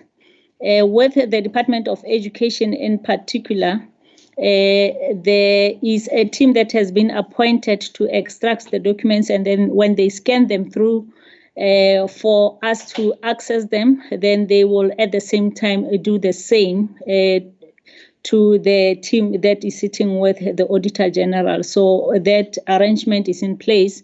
For the Department of Social Development, they did not agree to the scanning process, but there is an arrangement where both the internal auditors and external auditors will access the information. In terms of the audit focus, the Auditor General has divided the process into two. The first process is for them to focus on the current statutory audit period, which is procurement done up until the end of March. And then subsequent to that, they will now embark on interim audits that they will be focusing at for the period starting financial year 2020 and 21. The reason for them to do that is because of the Public Audit Act that does not allow them to do the audits within, when the financial year is still running. Their audit procedures are such that they wait for the financial statements to be prepared and then they can do the audit. But for them to prepare, they will be running this as interim audits, and then at the end of the 2021 financial year, they will be looking at what has been procured at the end of the financial year. But as and when they issue the reports, they will also be presenting them to the executive authorities and to the management for them to correct. One other objective from both internal audit and the external audit is to make sure that the potential irregular expenditures that we are all expecting and already have seen being the risk that all these departments that are doing COVID-19 procurement should be reported in time so that it is disclosed, and where consequence management needs to be taken, then it is taken in time. For auditors within Provincial Treasury, that is within our mandate to do this audit, so it's not placing any kind of restrictions on us to audit at any point. So we are busy with that. Thank you, Chair. I think thanks, MEC. I think I've covered just maybe a final comment is that, but even that issue on the Auditor General, I think is subject to engagement by National Treasury, and I think even the President has directed an engagement to see how National Treasury Auditor General can also add value in the COVID expenditure report, or rather in examination. The other point I want to make is that just on a practical level, I think the Office of the AG will probably speak to it when you engage with them about the audit process in a COVID period, and that generally audits require audit teams to go right down to the point of expenditure and operations. For example, in health, a lot of the records and actual decision making is decentralized to the hospitals level, and in normal circumstances, audit teams would go right down there. There is a challenge about that happening in a COVID period, and therefore at this point they are asking for information to be sent electronically. So, and that would be the basis of the examination. But that's a matter of continuous engagement to see how we practically deal with it, and that the quality of the audits are not compromised. Thank you, Chair. I think that will be the. Thanks, MEC. I see the hand of Tendani Landela from the Office of the Auditor General. Francois, if you just wait, let me take Tendani first. Good morning, Chair. Good morning, MEC, honorable members and colleagues. I just want to chip into the matters affecting the Auditor General. So, as the MEC correctly alluded to the fact that the President requested the AG to look at the COVID-related transactions. So our approach, we had an engagement with the PAG and the internal audit team to share how is it that we are preparing to look at these matters. So the approach that was embarked on, we prioritized especially the departments that will be having, I can say, a traffic of these COVID-related expenditure. Then the priority one from our side, it was the Department of Health and the Department of Education. Then from a normal scheme of audit, what it means is we're embarking on proactive audit as opposed to the normal regularity audit that we perform. So we have a normal regularity audit that is running concurrently with a proactive COVID-related audit. So what we do in the proactive audit is we're proactively auditing the expenditure as and when they're happening. In our last engagement, Chair, you will remember we did allude to the fact that we'll be releasing reports on a month-to-month basis. And those reports will be speaking to what has happened. So far we met with the MEC for Education and the HOD to report on what were the findings, basically on COVID-related expenditure for the Department of Education. The one that is in progress, in terms of the engagement, we are about to meet with the MEC for Health, and then after we're going to meet with the members of TRECA, which is the Honorable MEC Finance and the Premier. Then we're going to bring that towards the end of this month to Scopa. Therefore, we are going to come and table that COVID-related expenditure for the month, which was ending, I think, at the 30th or 31st of July. Then again, we commence in the month of August, as and when the transactions are happening in those two departments. Then next month will come again up until the audit expenditures have been exhausted. One thing that honorable members will see, it is in the media towards the end of the month, the Auditor General, Mr. Kim Magwetu, will have a consolidated report that is going to table to Parliament for the sector departments which are selected from one province to the next. Chair, I wanted to clarify that, but we'll be in consistent communication with internal audit so that we complement one another's efforts when it comes to this COVID-related expenditure. For social development, because of the investigations that were embarked on by the Provincial Treasury, we opted for an interim audit instead of the proactive audit. But for health and education, we are doing the normal regularity audit. At the same time, we are also examining live transactions as and when they happen so that we can report to the AG on a monthly basis, and then the following month we then table it to the respective principals. I wanted to share that, Chair. Thank you for the opportunity. Thanks, Tendani. As you know, the Office of the AG is our partner in this process. So we welcome that and we look forward to the report. Tendani will know that we had asked for a presentation at this meeting, but at that point the report was not ready. So I'm glad to hear that by the end of this month, hopefully we will get that report. Francois, you had your hand up. Thanks, Chair. Just a brief question while the MEC is still here. What is the thought process behind moving the forensic investigation team to the Premier? Was it not functioning at full capacity? Does that mean then that the related staff and expenditure incurred by Treasury will then be moved across to Premier? Thanks. Thanks, Chair. Okay, MEC, you can deal with this very briefly because, Francois, you know, this is more appropriate to the Finance Portfolio Committee. Thank you, Chair. I will be brief. No, the Office of the Premier had over some years been conducting an investigation and evaluation about the effectiveness of the overall internal audit systems.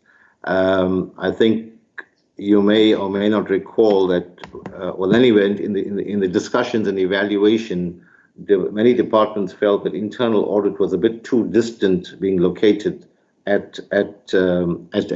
Treasury. And I think there was merit to that particular argument, and especially the big departments. So eventually, the resolution was to say we'll go for a hybrid model of internal audit, where we will have an internal audit at Treasury that will service the majority of the departments, but the bigger departments must have fully fledged internal audit departments. That's the resolution, and we're in the process of implementation. Included in that analysis was where should forensic investigations be best located. Office of the Premier, as I said, over a couple of years conducted an investigation and did best benchmark practices, benchmark exercises, and a number of provinces actually had located it in the Office of the Premier, and the conclusion was that would be the best practice approach. So in line with that, the final decision was taken. In fact, the implementation date has been postponed a couple of times, and even the hybrid model from the implementation is in the process, in the transition period. So finally, the forensics now is effective from 1st of August. And yes, it means that the staff and budget will move to Treasury, to OTP. I think they're still physically in the same offices because of logistics issues, but the reporting line is now to the Office of the Premier. Thank you.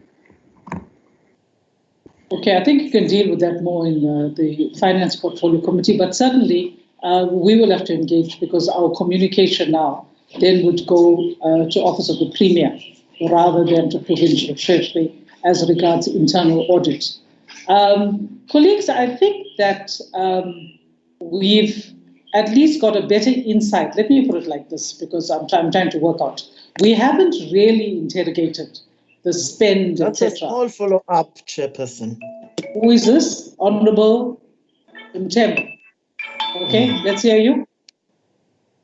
I think it would be appropriate to know that on the expenditure of districts, whether it involved the expenditure of the local municipalities, or that is separate.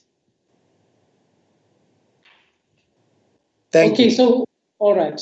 Thanks, Honorable Mthembu. Just this is a point of clarity. You want to know whether, when they present the figure of a district, it's the consolidated amount spent by municipalities in the district, as opposed to expenditure of the district authority itself. Exactly. Okay, fine. Yes. Let's get that clarity, please, and then we can round up. Chair, my understanding is that each individual municipality is reporting separately. So in the case of Mkanyagule district, which is of interest, it would be for the district municipality only. The locals are reporting separately. Thank you. Okay. I think that provides the clarity. It also highlights another issue, Honorable Mthembu. Perhaps it's something that we must talk about with COCTA, because that is the line function department which deals with that. And I think we can liaise with our sister portfolio committee in that regard as well. But in rounding up this, firstly, let me just say that I think we are a bit better informed in terms of the regulations, in terms of where we are, in terms of general expenditure in the province. As I have said, we are expecting the detailed responses from the three departments, which everybody seems to have focused on. That's education, health, and social development. And those responses are due tomorrow. We've also copied the Office of the Premier and the Leader of Government Business on this, as well as the Portfolio Committee chairs. So hopefully, not hopefully, those responses are to be in. And I think we will then interrogate further with the specific departments. As far as the municipalities go, colleagues, we will put our heads together and look at how we move forward on it, because this expenditure, whilst we are thinking about provincial departments, you can see that there is a lot that is happening on the ground, and certainly explanations will have to be sought. Having said that, we have also expressed concerns. We will await the publication of the service providers with the details that have been requested to be published as well, namely directors, date of establishment, amounts, and for what purposes. we'll await that. We are told it's between Treasury and the Office of the Premier, and we hope that that will be done sooner rather than later. There are other provinces that are publishing these things, so I'm sure KwaZulu-Natal will not fail to step up to the plate. But let me then thank the MEC and the team. We do appreciate this presentation. As I say, as Scopa, we will be mulling over it and looking at where our intervention and action is required. We are mindful of the work of portfolio committees, so we will not step on that, but certainly Scopa's mandate we will look at how best we implement that. Certainly the issue of procurement around COVID essentials is something that has really created a very, very unhealthy situation and a lot of disquiet in society, correctly so. And as Scopa, KZN, we're not going to allow, any malfeasance as well. And I'm sure working with our partners, we will try to address that. So thank you, MEC and your team. The presentation was comprehensive. We do have the internal audit presentation, which will now follow. Thanks. Thank you, Chair. Can I just hand over to the team to lead on that? I think I've made enough comments already. Yes, thank you, MEC. Thank you, MEC. Thank you, Chairperson. I think in MEC's opening statement, he covered most of the critical issues that are for the committee's attention.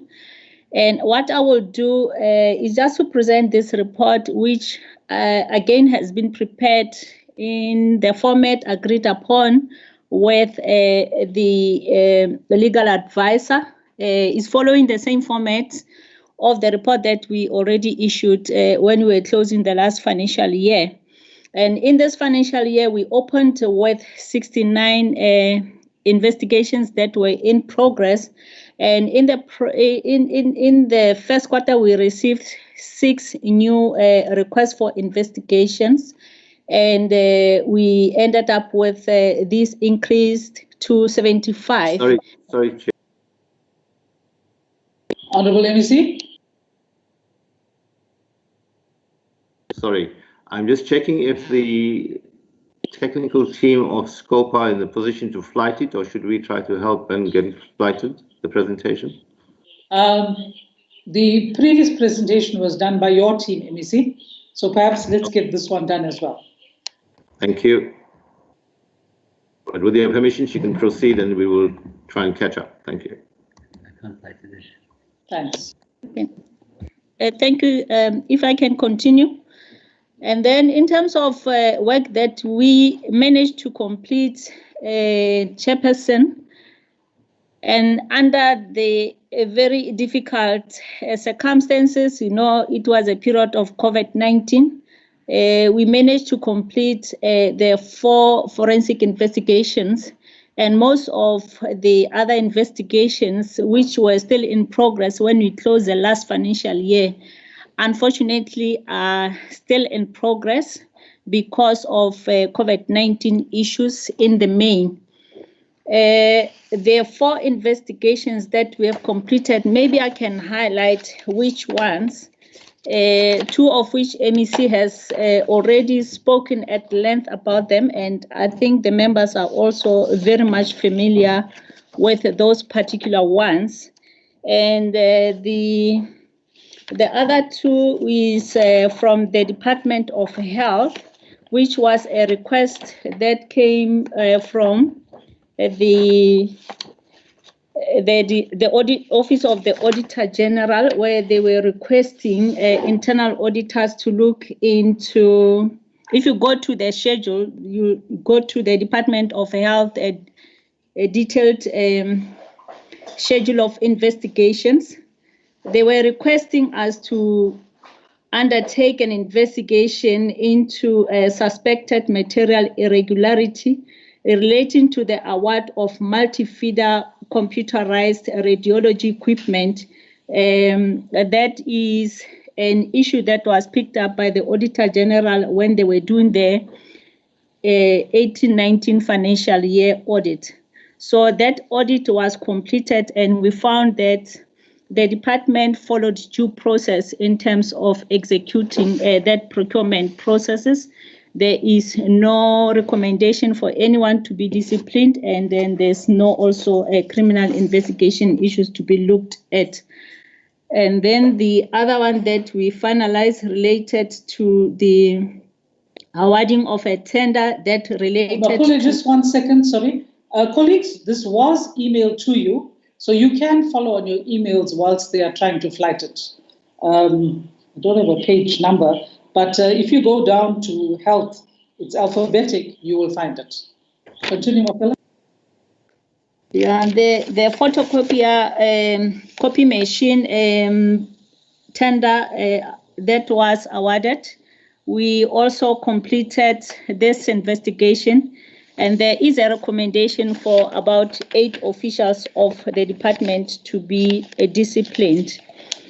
The other audit investigation that we have completed relates to events management. If you look at the very, very last page on the schedule of individual departments or investigations, Office of the Premier, it was an investigation on the events that were run by the department. We did complete this investigation, but there were a lot of challenges in this regard. Again, challenges that were presented by the COVID-19 issues. There is a lot that we believe should still needs to be further investigated, because the limitations are unusual. Most of the time when we do the investigations, we would be able to do the investigation, and the extent of the limitations this time around were just too high. So we believe that a further investigation should be conducted on this one. I'm hoping the department will come back to us with a similar request even after they have received this one.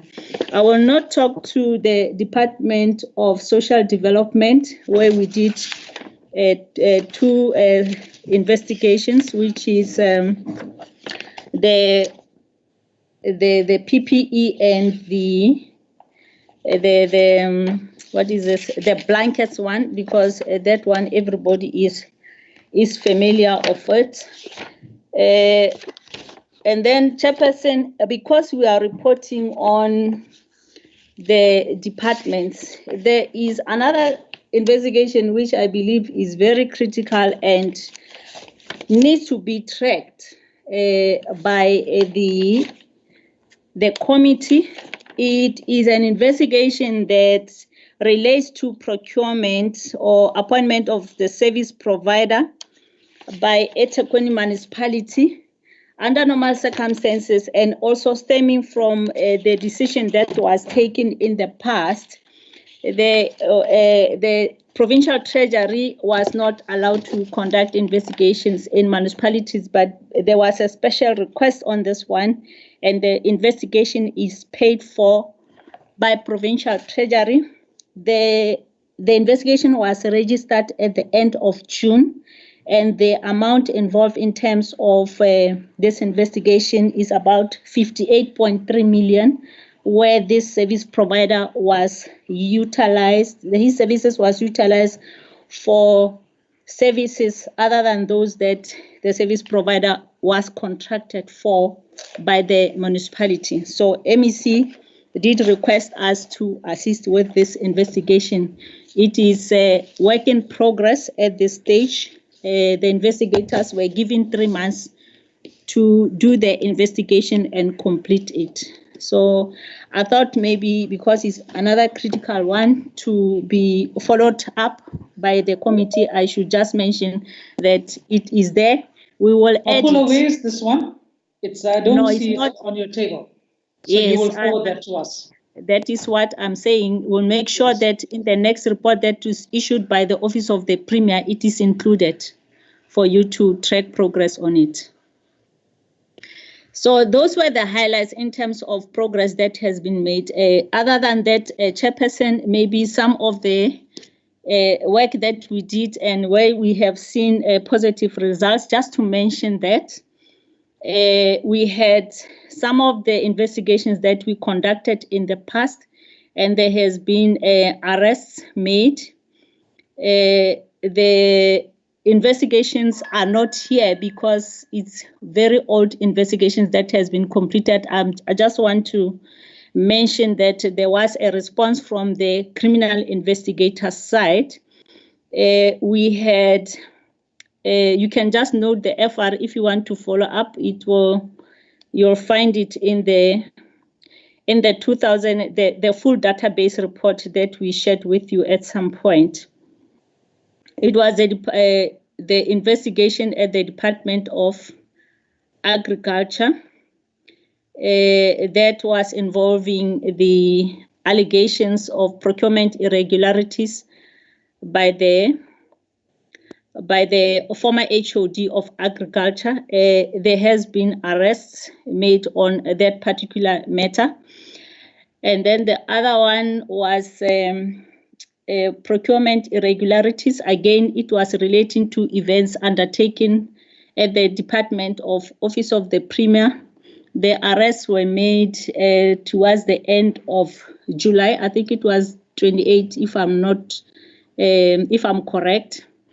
And then the other one, yeah, it was that one.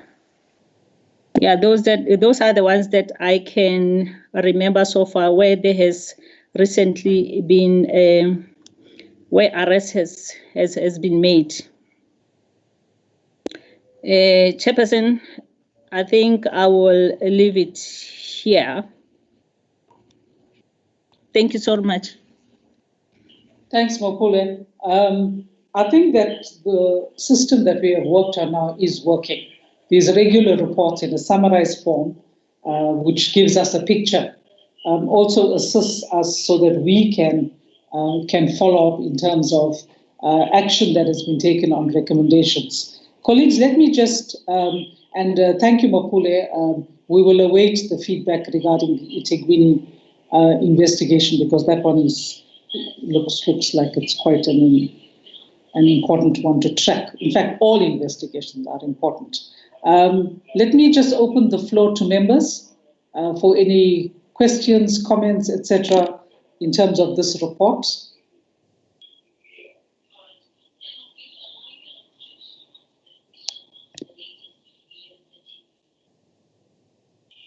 I'm waiting for a show of hands. I can see Honorable Mtembu. Is there anybody else?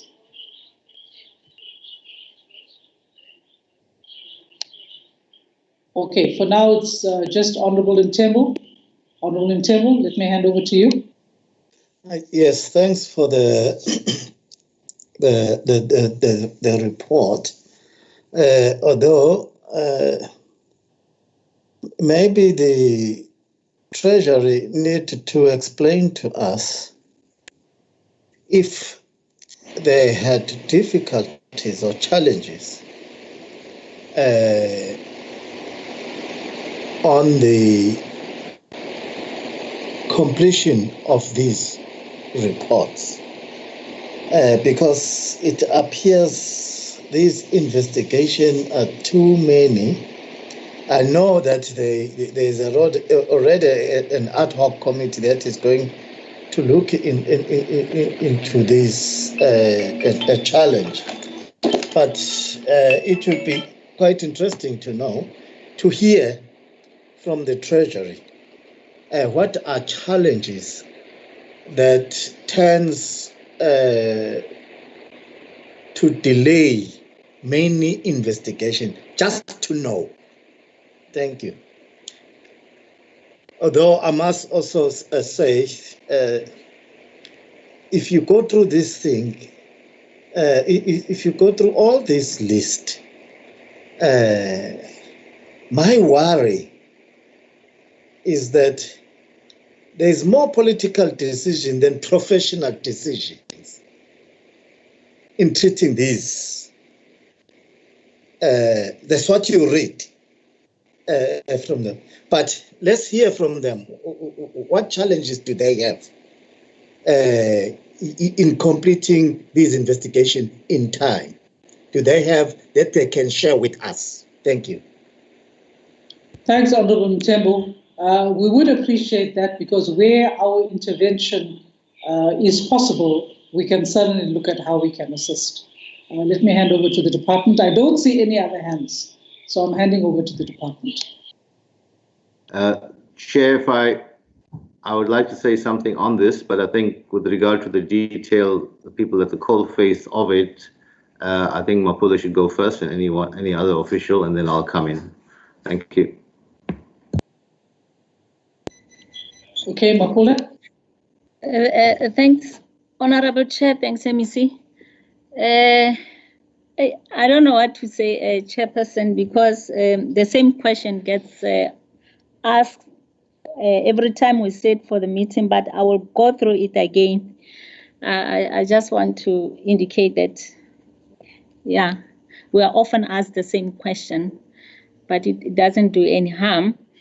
There is definitely, Honorable Mthembu, there is definitely challenges that we come across in terms of completing the investigations in time. And in addition to that, I've already alluded to one that is a complete new challenge added to those that we've always been having, which is accessing the people that you need to participate in the forensic investigation in time, accessing the documents whenever you need them. The team within Provincial Treasury does not have access to the most critical tools that sometimes are needed for digital forensics. So you also have to embark on a process of appointing the experts to assist with that. In terms of capacity in the unit, we are understaffed very significantly, such that we all have to also use the services of the service providers that are in the panel that has been appointed by Treasury. And amongst the service providers we have, not all of them are performing at the level expected, because we always get reports that are not of the quality that is required, and you end up in most cases having to help in terms of producing a report that can be useful to the client. Sometimes it takes long for the departments also to respond to the forensic investigations in relation to making sure that they intervene where we are experiencing problems. Is only few accounting officers sometimes where we need documents, then you'll get a quick response from them to ask the people to intervene. And sometimes you have people that are presenting themselves as whistleblowers who would come forward to present the matters, and then when you have to interview them, they take their own time because they have a second mind to come and give us information. And we don't just throw away information because people do not want to come forward. We make attempts up until the point where we are unable now to proceed with the investigation, and will respond appropriately in that regard. So there's a multiple a number of challenges that we are experiencing, which I have in detail explained 2 times when we attended the committee.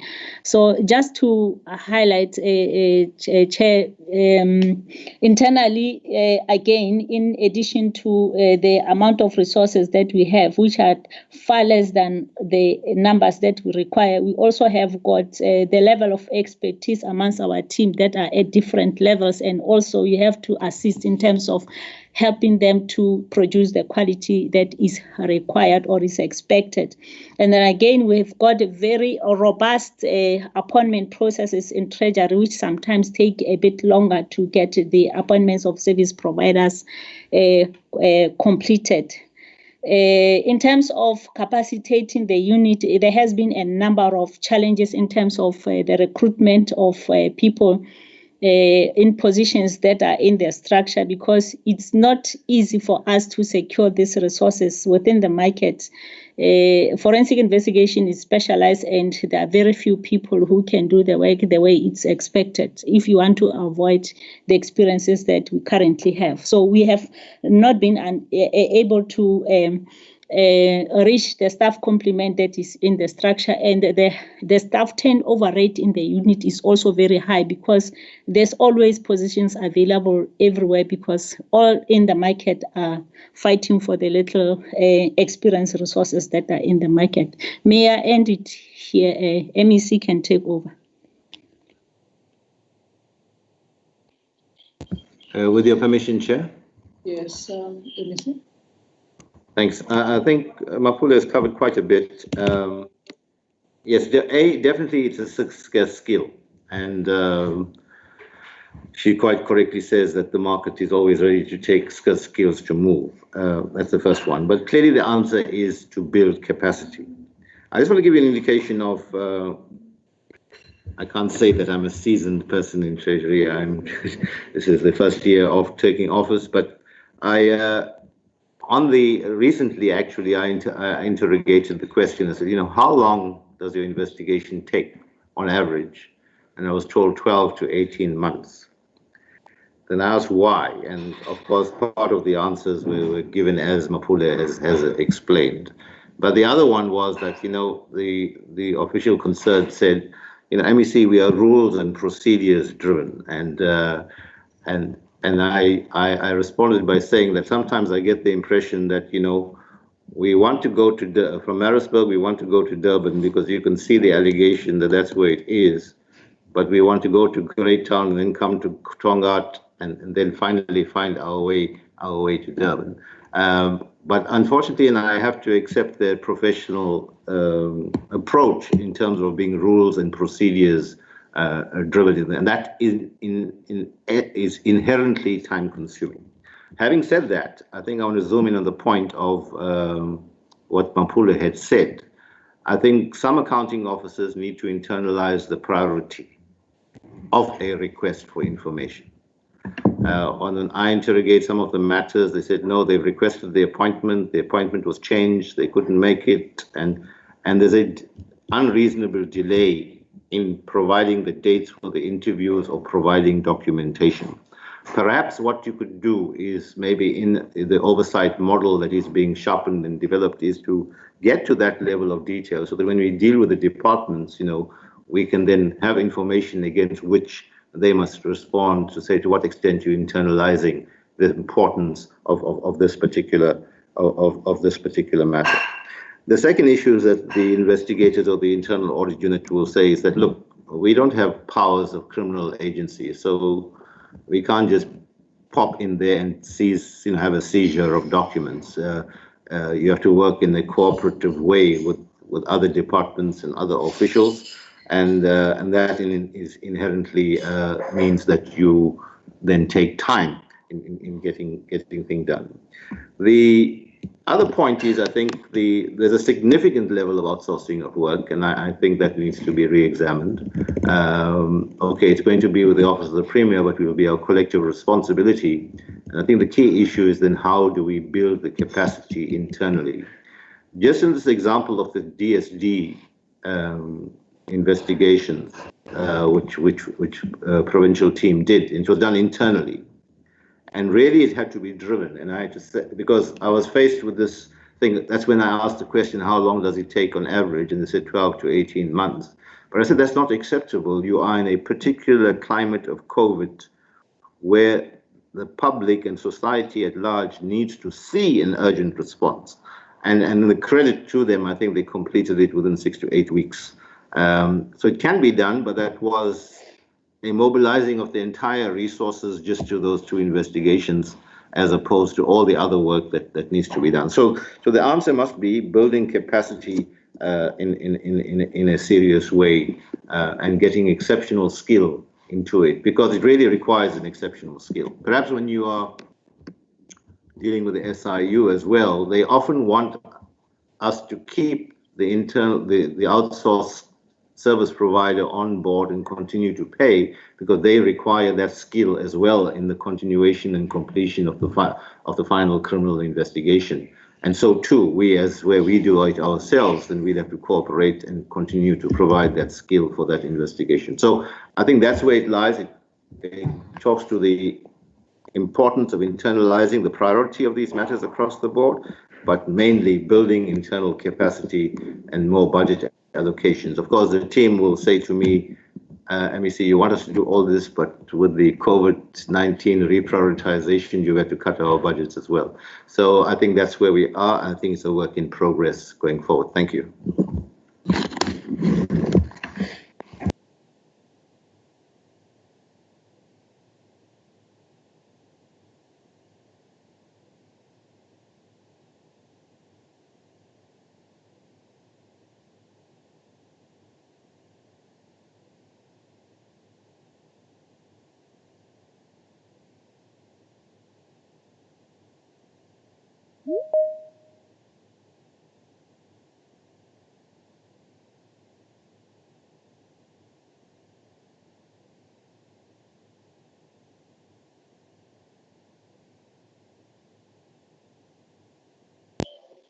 Colleagues, can you hear me?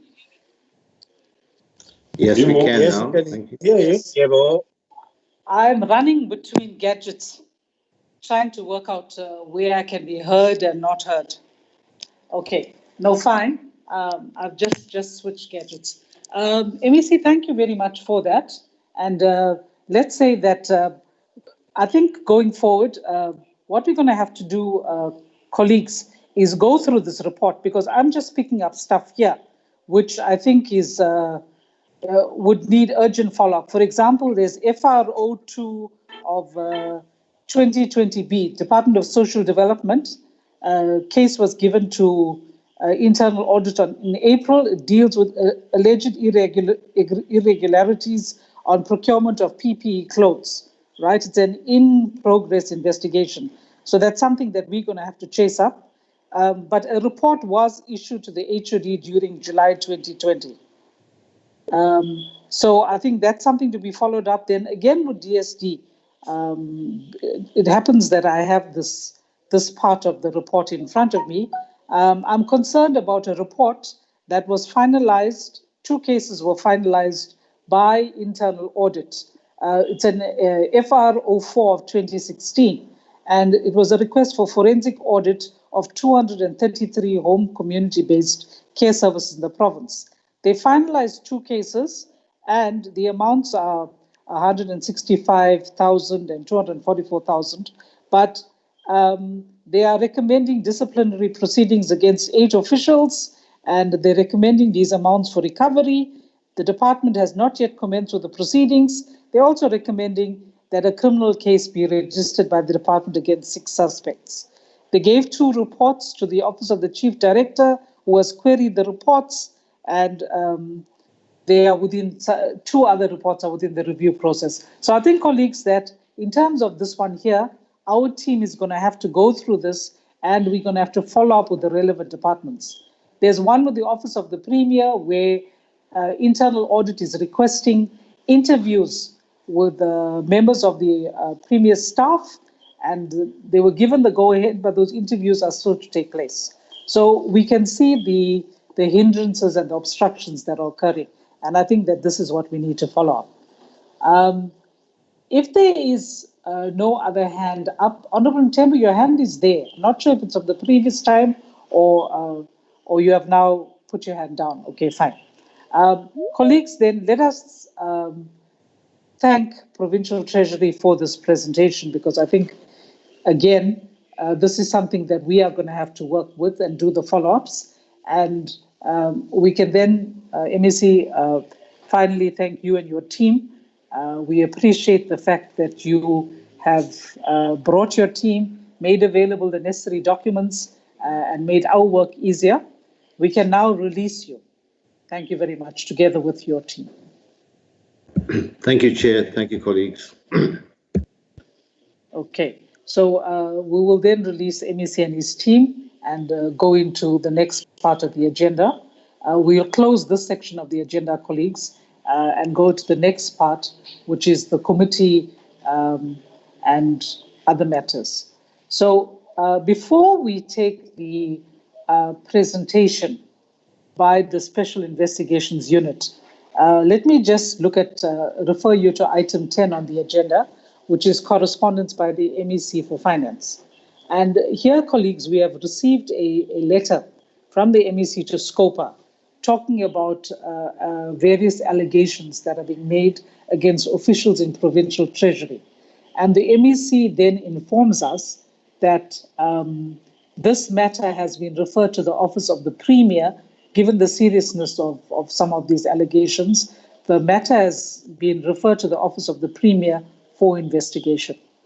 Now, this correspondence did come to me as the chair of Scopa, which is why I'm tabling it here.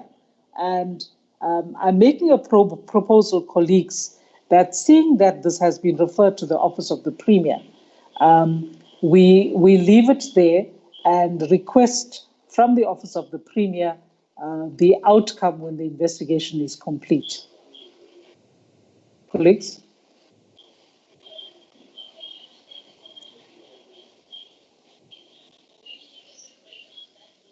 Colleagues? Chairperson? Yes, Honourable Rogers? Thanks, Chair. I've got no problem with that. I'm just thinking at the latter part of this meeting, we're establishing the ad hoc committee, which is going to be doing monitoring of these forensic investigations. So I'm assuming that that committee will then ensure that this matter is expedited and investigated. Otherwise, yes. I support your proposal, Chair. Yes, you see, it's not within the mandate of Scopa, because these are allegations against a department, which is the Department of Finance in the province, and would actually fall under our sister portfolio committee. But as the MEC has referred this matter to the Office of the Premier, our responsibility as Scopa would be to request the outcome of the investigation when that is concluded. So yes, we can refer it there, or we can keep it with Scopa, because this is not an investigation of long standing, and I presume the Premier will deal with this with speediness.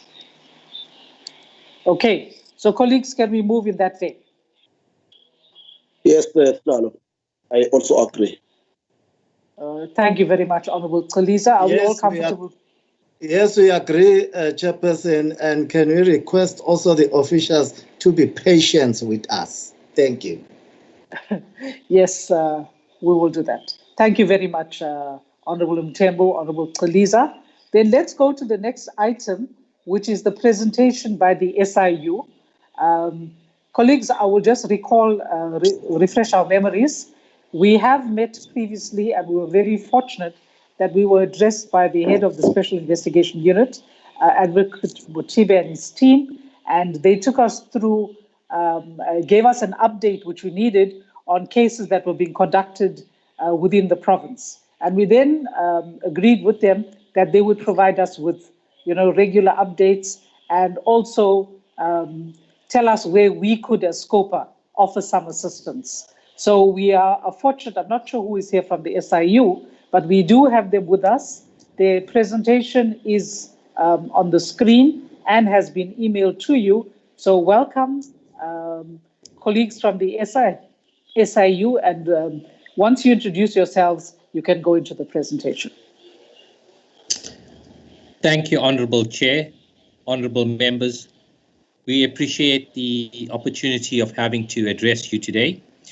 My name is Ashish Gasai. I'm the Provincial Head of the SIU in KZN, and I'm accompanied by Ms. Nazipo Jama, who's our Head of Investigations. Nazipo, would you just like to introduce yourself? And I'm Nazipo Jama. I'm the Acting Head of Investigations at the SIU KZN office. Okay, thank you, Naz. Okay, welcome. Thank you so much, Honourable Chairperson. With your permission, if I could proceed with the presentation. Yes, please do. Thank you. Honourable members, this is a follow-up from our first presentation to Scopa. So I'm not going to go through the slides of how we were established and what legislation supports us and what legislation gives us our power. So I'm just going to go straight into the slide. If we could just go to the second slide, Nozi, please. Okay, this slide effectively tells you what our provincial strategic focus is. So we're an organization that investigates maladministration within state entities. The Special Investigations Units and Tribunals Act creates us as a body, but it also creates the Special Tribunal, which you would have heard a lot about in recent weeks. So our provincial strategic focus is effectively looking to be efficient, viable, and effective. Efficient in the sense that we want to conduct our investigations within specific timeframes. We want to be viable. We want to maintain the unit within KZN as a viable business unit. And we want to be effective. We want to be results driven. So for us, that's the way we want to go forward. And I've heard what the Honorable MEC had to say about the issues that Treasury are having in terms of staffing, in terms of trying to get matters done within a faster turnaround time. We, to a large extent, have gotten our investigations where we classify investigations into 3-month, 6-month, and 12-month investigations. We try not to let our investigations go over 12 months. Unfortunately, sometimes that is beyond our control, as I would point out in the later slides due to COVID. Can we just get to the next slide, please, Nozi? Now, the outcomes we seek as the Special Investigating Unit, and I think the one thing that we have end-to-end control over is civil litigation. We can initiate it, we can launch it within the Special Tribunal, and we can take it through that process. All other things that we do, we don't have end-to-end control. So disciplinary action, we can refer it to a department, but it depends on that department taking it up and prosecuting it. The same with prosecutions. We refer it to the NPA, and we are at the mercy of the NPA starting the prosecution process. Referrals to other regulatory bodies is the same, and then we make systemic recommendations. And these are systemic recommendations. We tell the department this is how we see things going forward, but in terms of how they implement, that's not within our power to force the department to implement. But that is where the Auditor General becomes important, because the Auditor General follows up on these things for us. So can we just move on to the next slide, please? This gives you an overall picture of where we are as a provincial office. We have 13 ongoing investigations, 5 are provincial matters, 8 are national. But what is important is that we also have 5 matters that are currently sitting with either the Department of Justice or with the President's Office for sign-off on investigations. And these are exclusively provincially based matters, these 5. Okay, can we move on to the next slide, Nozi, please? So our provincial investigations that we are currently ongoing with is the Department of Transport. We have an investigation into KZN Provincial Treasury, Amgeni Water, Mgungunjlova Municipality, and the National State of Disaster, which we commonly refer to as our COVID procurement matters. So can we move on to the next slide, please? So all in all, over the 2019-2020 period, there were 9 investigations that we conducted. 4 of them, as you would see highlighted in green, we have finalized. 2 of the reports are already with the President, with the other 2 just undergoing internal review. And then the 5 matters, as was shown on the previous slide, are the matters that we are currently ongoing with. I must tell you that 2 of the matters are very close to being completed now, where we will issue our final reports. But this is where I'll hand you over to Ms. Jama now, who will take you through our investigations. Ms. Jama, thank you, Chair. Thank you, Mr. Kosai. Honorable Chairperson and honorable members, good day. I'm going to present the investigations completed in the 2019-2020 financial year.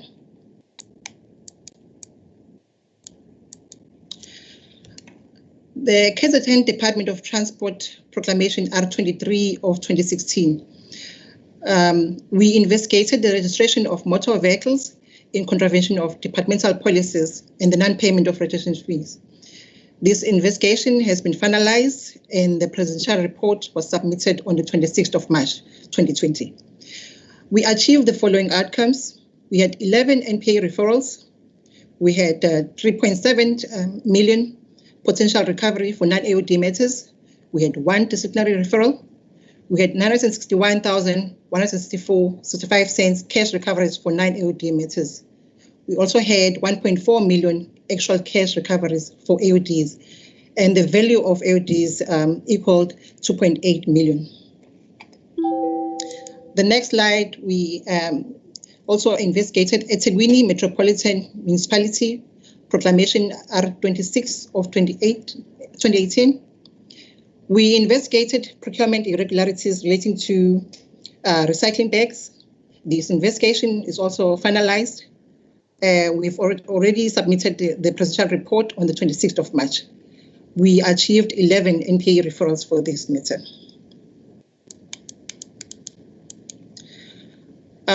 Next slide, we have Endumeni Local Municipality, which is Proclamation R35 of 2018. This matter pertained to procurement irregularities relating to the maintenance of the Glencore landfill site. This investigation has been finalized, but the presidential report is still undergoing internal review processes. We achieved 11 NPA referrals. We had 2 disciplinary referrals. We also had potential recoveries amounting to 2.1 million.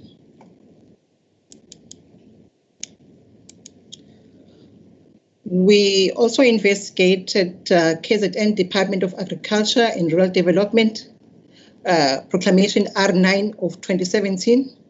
This matter pertained to procurement irregularities relating to the purchase of equipment and other agricultural products and services. This investigation also has been finalized, and the presidential report is still undergoing internal review processes. For this investigation, we achieved the following outcomes. We had 24 NPA referrals. We had 186 disciplinary referrals. We had 36,501 actual value of cash recoveries for non-AOD matters. We also signed 5 AODs with implicated officials to the value of 720,000. We achieved 3.3 million potential cash recoveries for non-AOD matters. I'll hand over this slide to Mr. Kosai to go through it. Mr. Kosai. Thank you, ma'am. Ma'am, what this slide tells you, it just gives you a snapshot of where we are or what we achieved during the 2019-2020 period. You will see of our investigations, we had 57 criminal referrals, 192 disciplinary referrals. And then you would see on our value of recoveries that the actual cash recovered, that's money in the bank, was 2.4 million. And our potential cash recoveries is sitting at 9.2 million. And that is where we are sitting with either civil matters or matters where there are still negotiations over the payment periods. So just this just gives you a snapshot of where we are purely on our KZN matters. Thank you, ma'am. Nazi, you can take over. Thank you, Mr. Kosai. In the next slides, I will present ongoing investigations. We are currently investigating Umgeni Water Proclamation R4 of 2019. This matter pertains to the procurement irregularities relating to the appointment of contractors in respect of various projects. To date, the investigations are ongoing and we've uncovered serious irregularities. We have also prepared disciplinary, criminal and civil files which are currently being packaged for referral. On the next slide, we investigated Umgungundlovu Municipality Proclamation R58 of 2019. This matter pertains to procurement irregularities relating to appointment of service providers in respect of events and project management services. To date, the investigations commenced, I think, in November 2019, and the SIU uplifted relevant evidence for analysis. We are currently preparing disciplinary and civil referrals.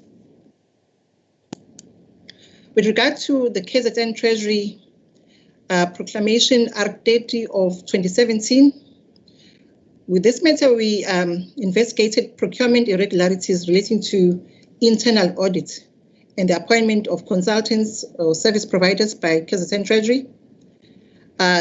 We've already submitted 3 disciplinary referrals. We made 1 systemic recommendation. The draft, I must indicate that the draft report is now ready for review. We've also uncovered a potential recovery of 3.5 million pertaining to double invoicing or duplicate payments by a service provider. With regard to the Department of Transport NEXO proclamation R36 of 2018, this investigation pertains to the procurement irregularities relating to the appointment of consultants or service providers in respect of a specific contract. The investigations are ongoing, and we've uncovered a number of irregularities. The SIU has already prepared a civil referral, which is now undergoing internal review process. In the next slide, with regard to this matter, which is a newly proclaimed matter, the National State of Disaster or COVID-19 Procurement Investigation Proclamation R23 of 2020. This matter pertains to the procurement or contracting of goods, works, and services, including the construction, refurbishment, leasing, occupation, and use of immovable property during the national state of disaster. This is a newly proclaimed proclamation which was announced by the state president on the 23rd of July 2020. We are currently looking to 3 contracts with the Department of Social Development and the Department of Education, and we've received a number of other allegations which we are also assessing and are within our case assessment processes.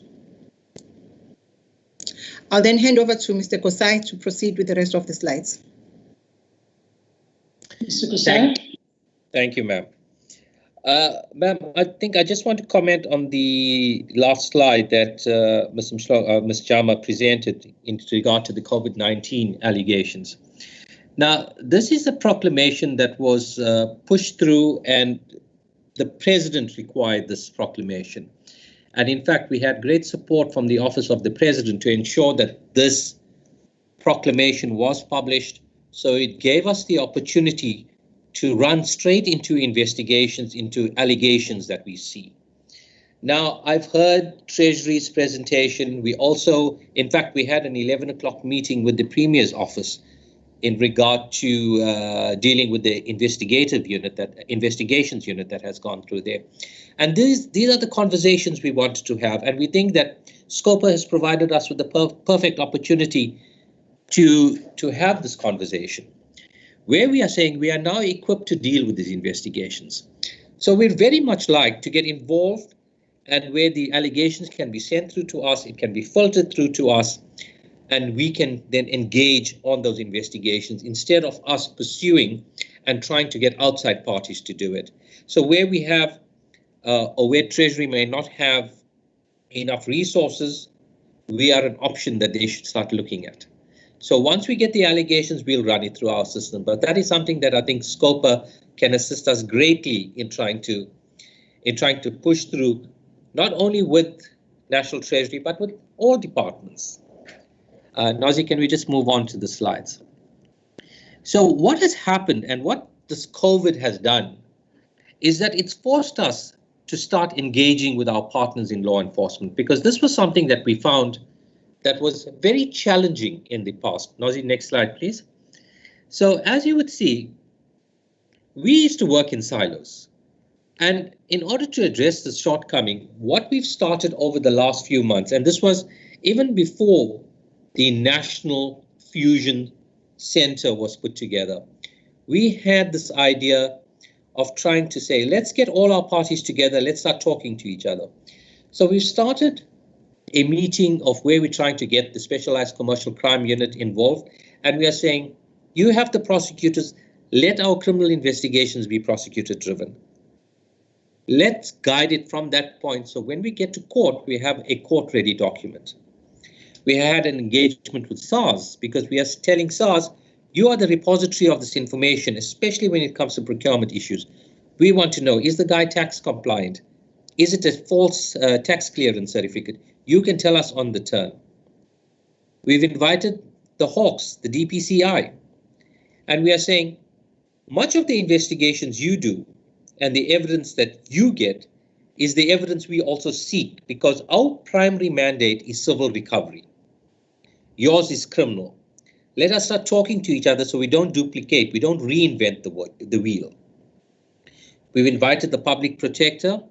We've had an engagement with the Auditor General, and I think Tendani can confirm that we've had that sort of engagement. We're engaging the Premier's office and the Assets Forfeiture Unit. So these meetings are now being put into place where we're trying to get a provincial fusion center, so to speak, going, where we start talking to each other, sharing information and seeing how we can work in the most efficient and effective way. Next slide, Nazi, please. So for us, this is important that we get there, because the outcomes we seek to achieve is that we want to coordinate our activities. We want to lean upon the expertise provided by each agency. We have a strong cyber forensics unit. We have a strong forensic accounting unit. And we are saying, why can't you use that? Let us start talking to each other. If we need to share resources, let's share that resource. Let's share information.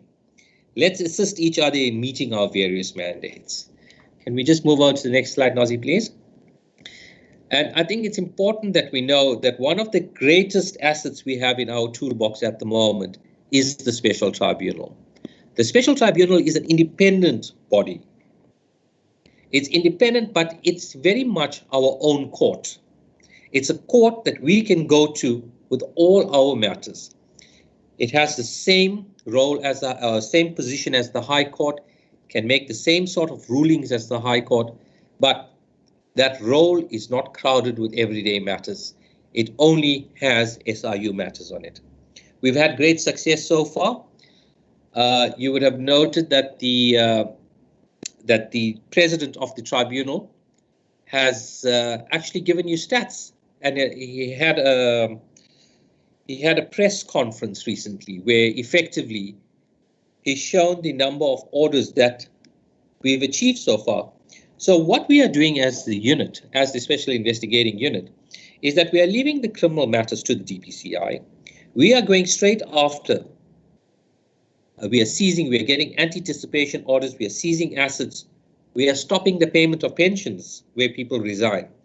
So we've had already 3 successes in that regard. And we are getting, you must understand that the Special Tribunal is a very new body. It's a body that we're also getting used to in a sense, because it's a separate court. But as days go by, I think we are getting to the point of where we are much more efficient in attaching, in holding pensions, and in recovery. So the role of Scopa, and I think we've discussed this at length, is that we have shared with you a list of disciplinary referrals made. And we write to the departments and we ask the departments, tell us what you have done. And we usually don't get a response. This is where we think Scopa can assist us, is to phone those provincial departments, write to them, tell them, give us an update on all of these disciplinaries. That will allow us to update our reports and also issue fresh. To the next slide, please. Now, we have not been immune to this COVID-19 pandemic. So it has affected us. Can we just move on to the next slide, please, Nazi? The lockdown resulted in us having to close offices for a month as we were not listed as an essential service. That lockdown had a knock-on effect on our investigations. So Our investigations all fell behind because of this. We were not allowed to travel. We still can't contact most witnesses because they are either in isolation or the departments have closed. Some of the departments, we can't find the personnel to give us the documents that we require, but that is improving. We've also had in-house infections where we've had to shut our offices down for a while. But these are the things that we're trying to work around. So the next slide will talk to our mitigation strategies. Next slide, Nassim. Thanks. So what we've done is that we've also embraced the fourth industrial revolution. We have meetings through virtual platforms. We've equipped staff with data packages so they can work from home. We've given them soft phones. We've even moved to a new office space, which was planned pre-COVID, but it allows for it's more amenable to social distancing. So we always have a complement of staff at the office and that we are able to engage with everybody. So, and our investigations are continuing. So it had a bit of a stop, but we started again, and now we're getting up to speed again. This COVID investigation is effectively at the forefront because we need to report to the president every 6 weeks on what we are finding. So countrywide, this has become the focus of our investigations. So that's effectively the presentation. But I thought while I still have the floor, I'd just like to address 2 points that were made. One is the payment model, where the MEC noted that, we are in the position of where we investigate a department and then we charge the department. And it's very difficult, and I must concede, it is very difficult to make a payment where you're not aware of what is happening. However, the head of the unit over the last year and a half has now authorized that we issue update reports with the invoices. So it is not a very detailed report, but it's enough to give each department or tell each department what we have done for that month that we are claiming on that invoice. And that's the information that has been going through. So most of the departments have accepted this and make payments based on that. The second issue is that Treasury talks about the outsourcing of work, and I think I've mentioned this earlier. We are effectively the forensic investigators put together by government. So the state's forensic investigators. And we think that every department that requires forensic investigation should be talking to us first.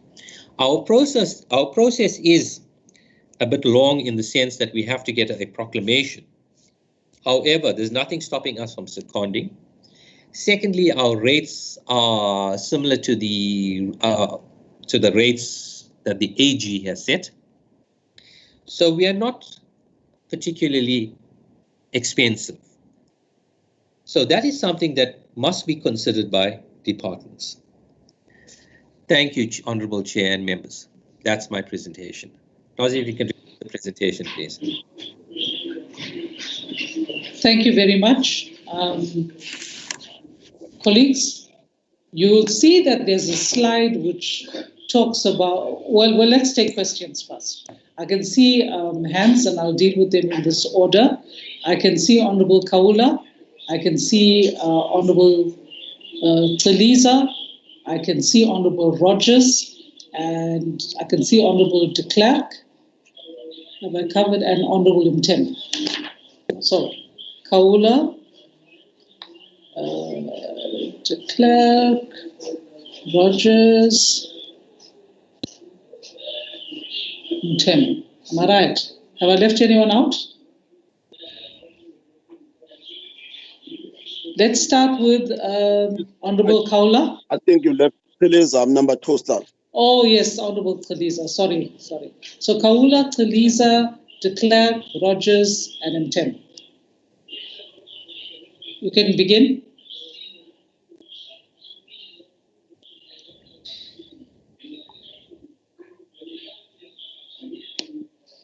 Honorable Kaula.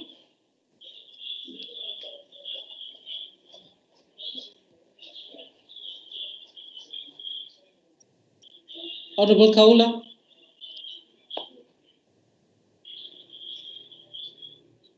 Am I missing?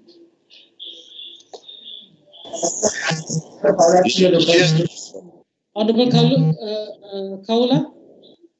Honorable Kaula has a problem. Can you continue the network? Okay, let's come back to Honorable Kaula. Honorable Teresa, can you come in?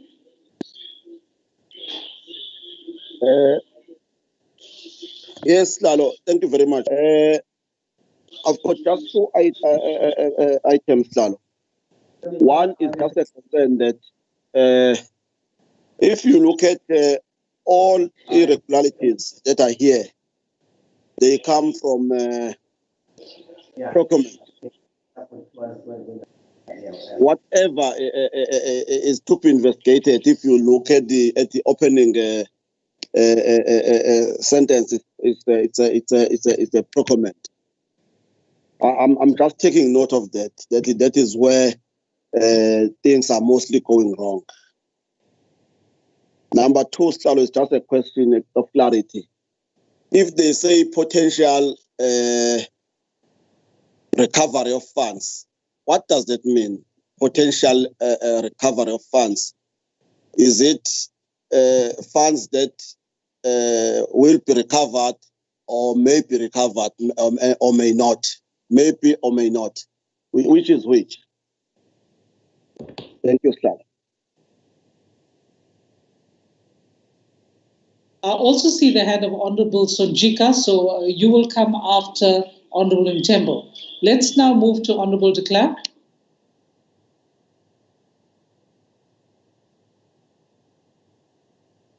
Thank you, Chair. Chair, just a few things. I have read that Mr. Gosai is fairly new in his position here in KZN. And they do say that new brooms sweep clean, so I hope that he's a new broom. Just one issue, listening to the processes, what is clear is that there is many investigating units. We've got the South African Police Service, we've got special commercial crime units, we have the special investigating unit, which we are talking to now. So we've got all these different units that supposedly needs to work to the same goal, but what we see in the public domain and what we see out there, and even what we see in the records that's been given to us, it does not seem that they're working well. Now, it seems that Mr. Gosai has mentioned the issue regarding the need to work together. I would like to know what is the specifics that is being done to work together. I understand the problem that the people were working in silos. All of these units were working in silos. But how's the silo being broken down? I don't understand that. Then what was said by the MEC regarding the scarce ability to investigate. Part of the problem is if that is such a scarce issue and we have all these different units, it means that the investigators that is knowledgeable is now all over the place. They're not under one roof. And that hollows out the ability to investigate properly. I see that there is 76 staff complement of the unit in KZN. Is that enough? I don't see many investigations. Now, I know that police, the normal police, even the special commercial crime investigators, they carry several dockets. Now, if there is a staff complement of 76, and I presume a substantial part of them will be investigators, how many dockets, if you want to call it that, how many investigations does every investigator carry so that we can establish if there is enough people to investigate? And does the SIU, those investigators, do they testify in criminal matters on behalf of the state? Do they testify at disciplinary matters on behalf of the department? The reason why I'm asking all of this, one of the issues that the MEC raised is the parallel running of processes. It seems that there's actually more than two, so it's not just parallel, it's more than that. It is investigation in a criminal manner, investigation in a disciplinary matter, investigation in civil recovery. And isn't there then on the civil recovery a problem because we have an asset forfeiture? Is that separate from the SIU? Is it a duplication? Where are we? Because when we look, and I'm sorry I'm going on, but we look at these investigations, they carry on forever. And then it's this, and then this report goes to that. Let's look at the report of the SIU. It tells us how many referrals was done. And then the head, Mr. Kosai, tells us that they don't get responses on what's happening with those referrals. Why isn't that in the report? Telling us we've referred it to these and these and these and these entities, and these are the culprits that is not doing anything and is not coming back to us. So for Scopa to be effective and efficient, the SIU will have to Honourable de Klerk. Thank you. Honourable de Klerk. Okay, thank you. You went on a bit, but I think in fairness to the SIU, that's exactly why they are coming to us. Because as Scopa, we said, how can we assist? And Mr. Gosai has actually identified where he thinks that Scopa can assist. So some of the issues that are being raised are actually not within what we are covering here today. So let's look at what we can flag and what can be addressed today. Let me now hand over to Honourable Rogers. Thanks, Chairperson. Yeah, look, I think to a degree, Honourable de Klerk is quite right. There seems to be a lack of coordination. So if Scopa can play some sort of role in coordinating how we do this, we can certainly get some direction. Just a couple of statements and perhaps a couple of questions. One, again, as we see in Scopa now, we see with the SIU, is the delay. Justice delayed is justice denied. I see Treasury now has an investigation that's going on for 3 to 4 years. We can't be doing this. We need to find systems and ways to come up with solutions to expedite these matters so that we can send out a clear message. As the Premier said, if we're going to fight corruption, well then let's fight it and let's find solutions and not keep coming up with problems. And that raises another issue. Very often in the media, politicians and officials are all labeled as a bunch of crooks and a bunch of thieves, and all we hear about is the corruption that continues. Now, I see here the SIU have had some results. One never sees that being played out in the media, because that in itself should also be sending out messages that we want to become a government that will not tolerate this type of behavior. And I wonder why, is it that the media doesn't have an appetite for this? Why exactly is that the case? Then I want to come to an important issue that was raised by the MEC, and it was touched on in the presentation, and that's the charges from the SIU to the departments. Now, where you've got an investigation like with Treasury, and it's going on for 3 to 4 years, I mean, those costs become astronomical and have to be borne by the province and by the department. Now, we all know that we've had to cut our budgets drastically because of the COVID pandemic. So, and looking at the previous presentation to this on COVID expenditure, we probably have a mountain of investigations that are going to be thrown in our lap. Now, if the SIU is going to be charging departments and taking time, we're not going to be able to meet those financial commitments.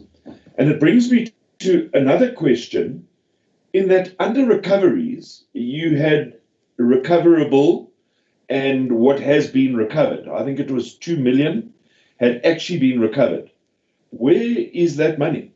What happens to that money?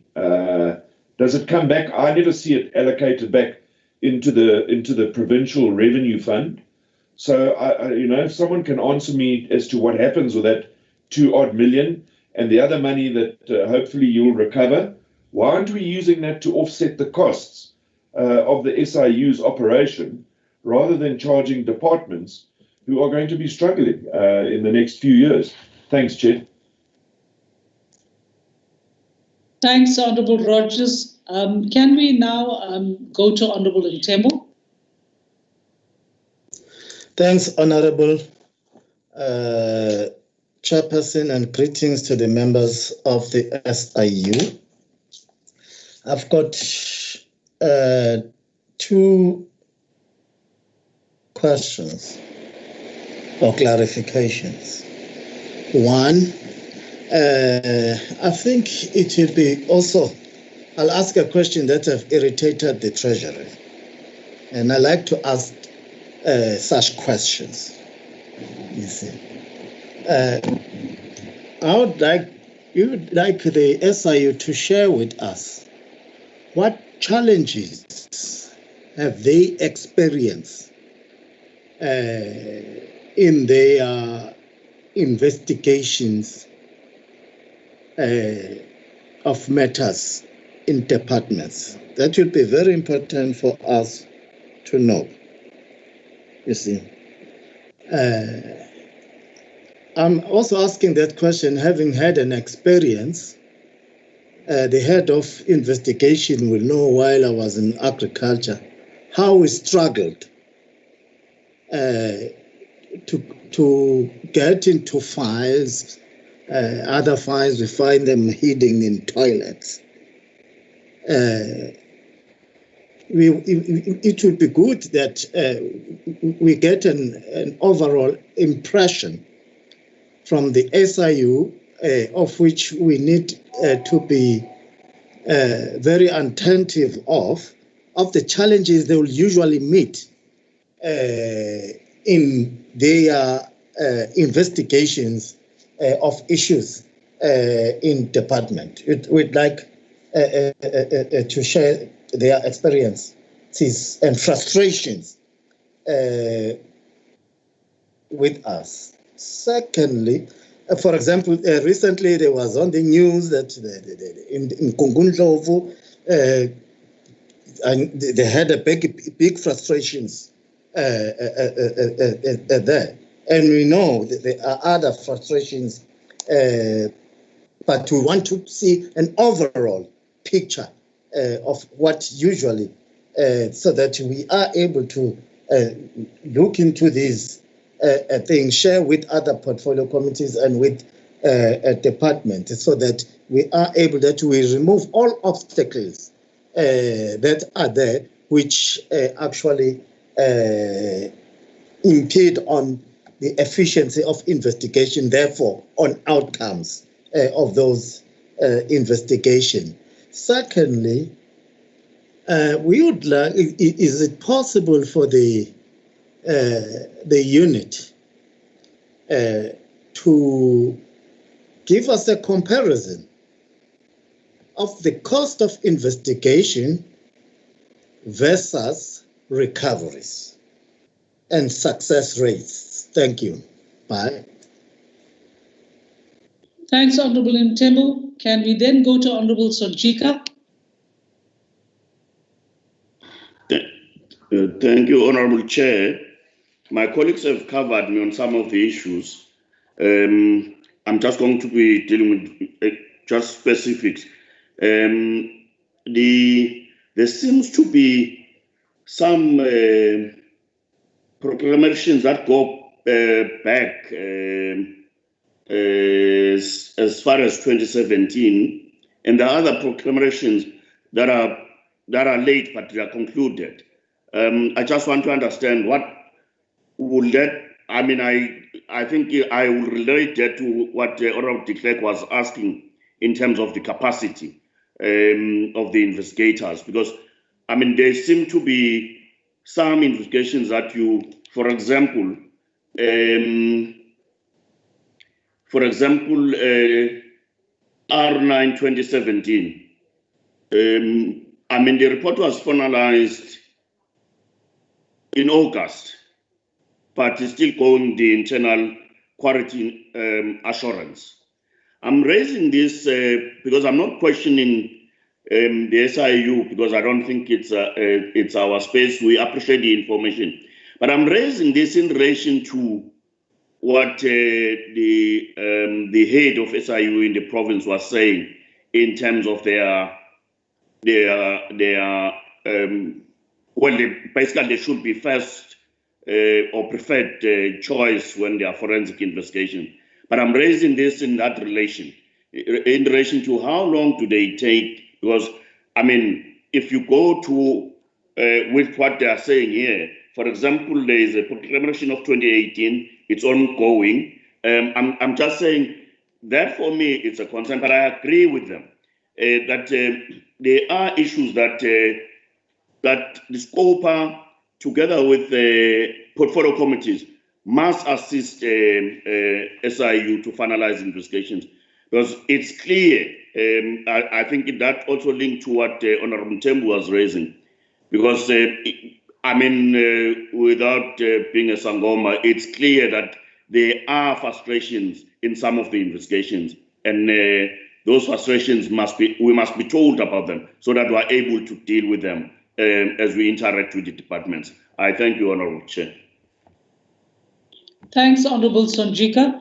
I don't see any other hands. I think colleagues will have your hands raised. If you can put them down, lower them, so I'm clear that I'm not blocking you.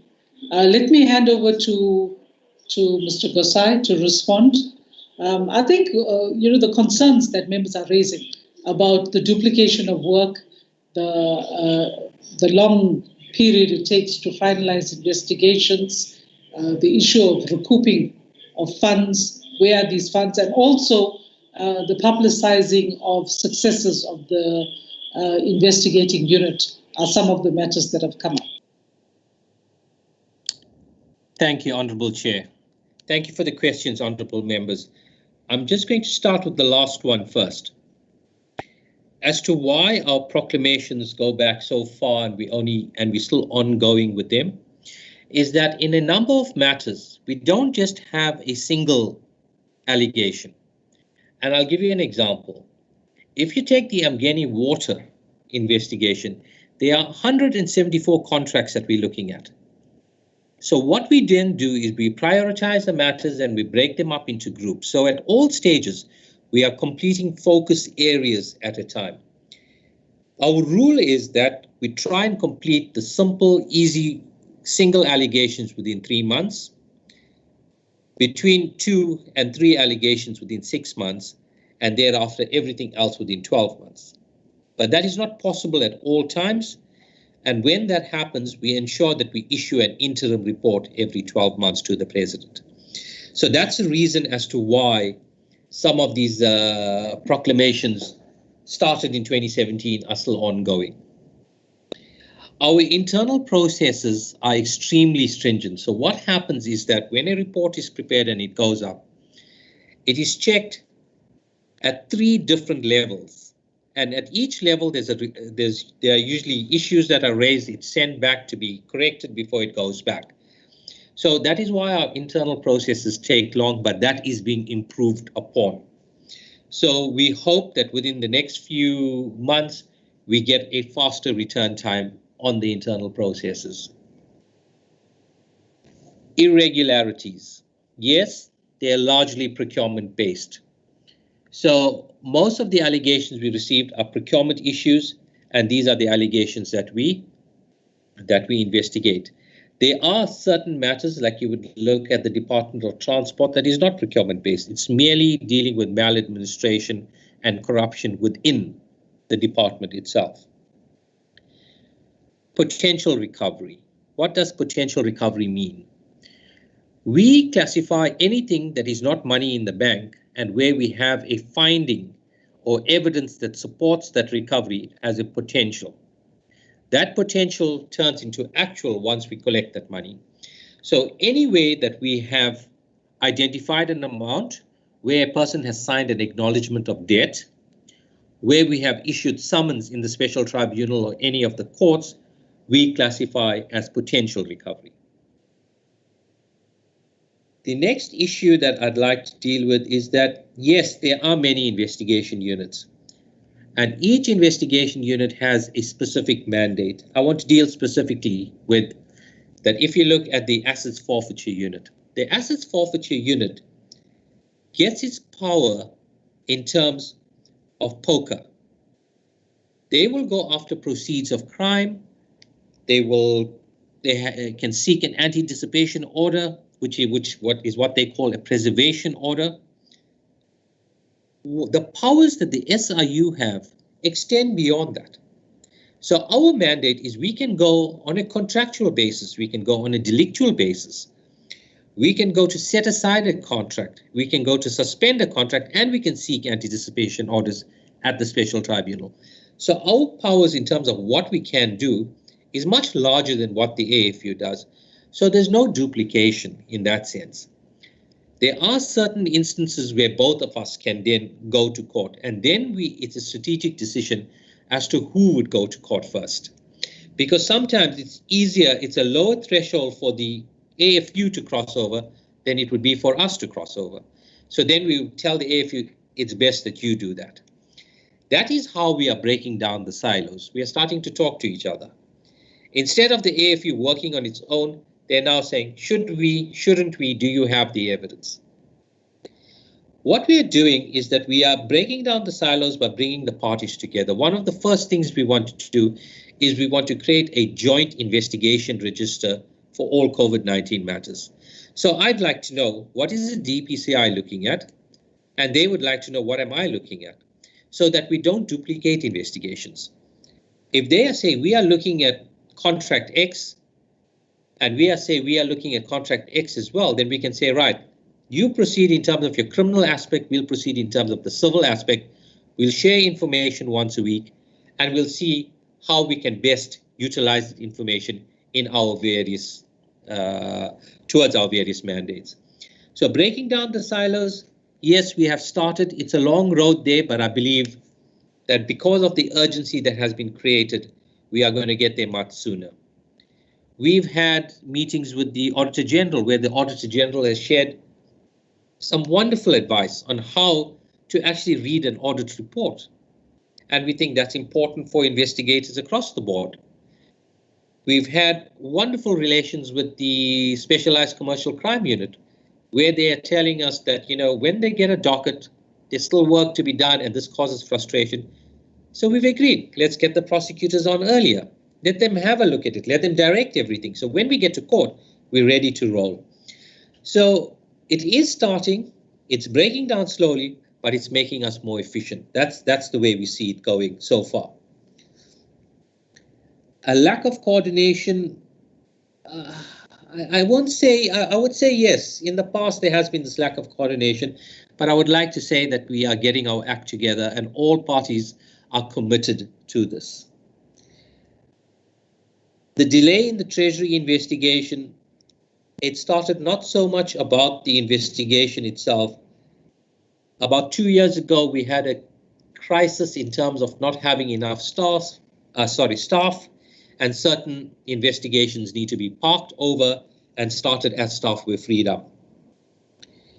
In terms of the charges that we've levied to the to Treasury, is that there was no charge when we didn't investigate.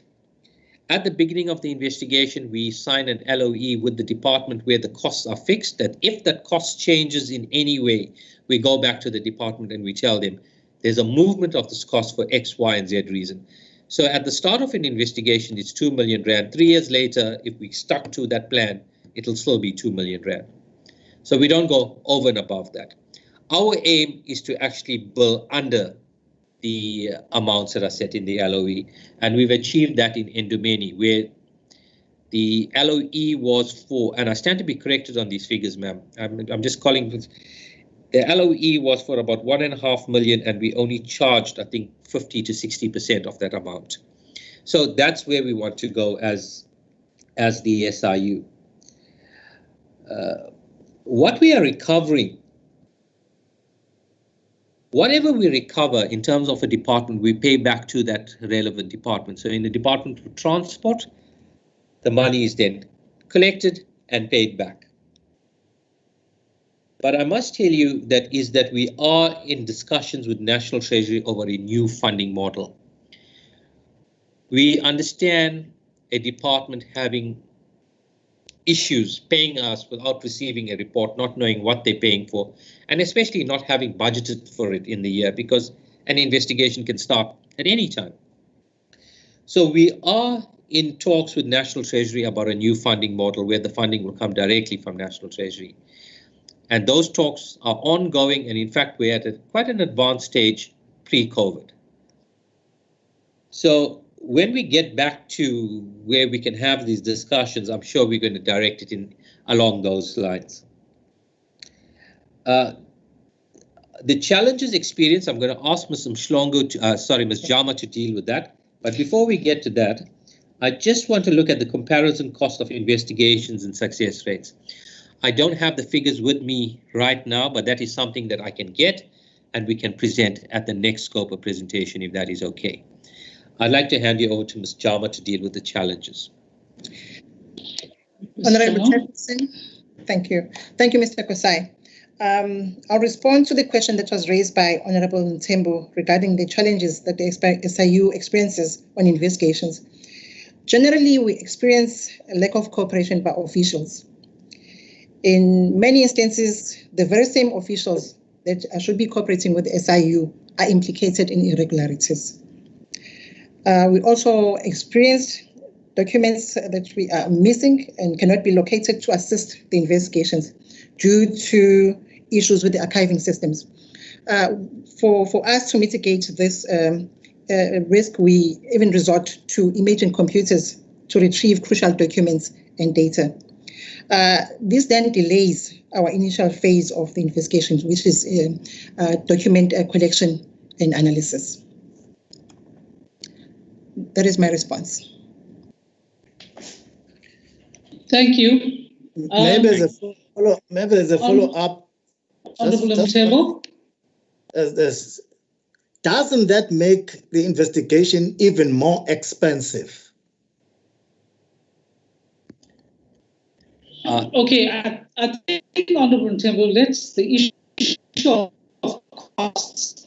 We agreed that at the next meeting we'll deal with concrete figures, etc. That there, we'll note these matters. Mr. Gosai, when you are doing your presentation the next time, you can incorporate that.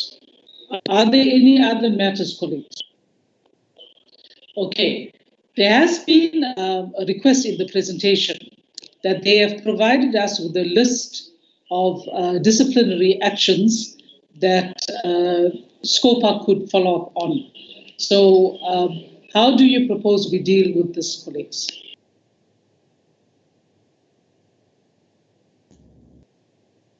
Yeah.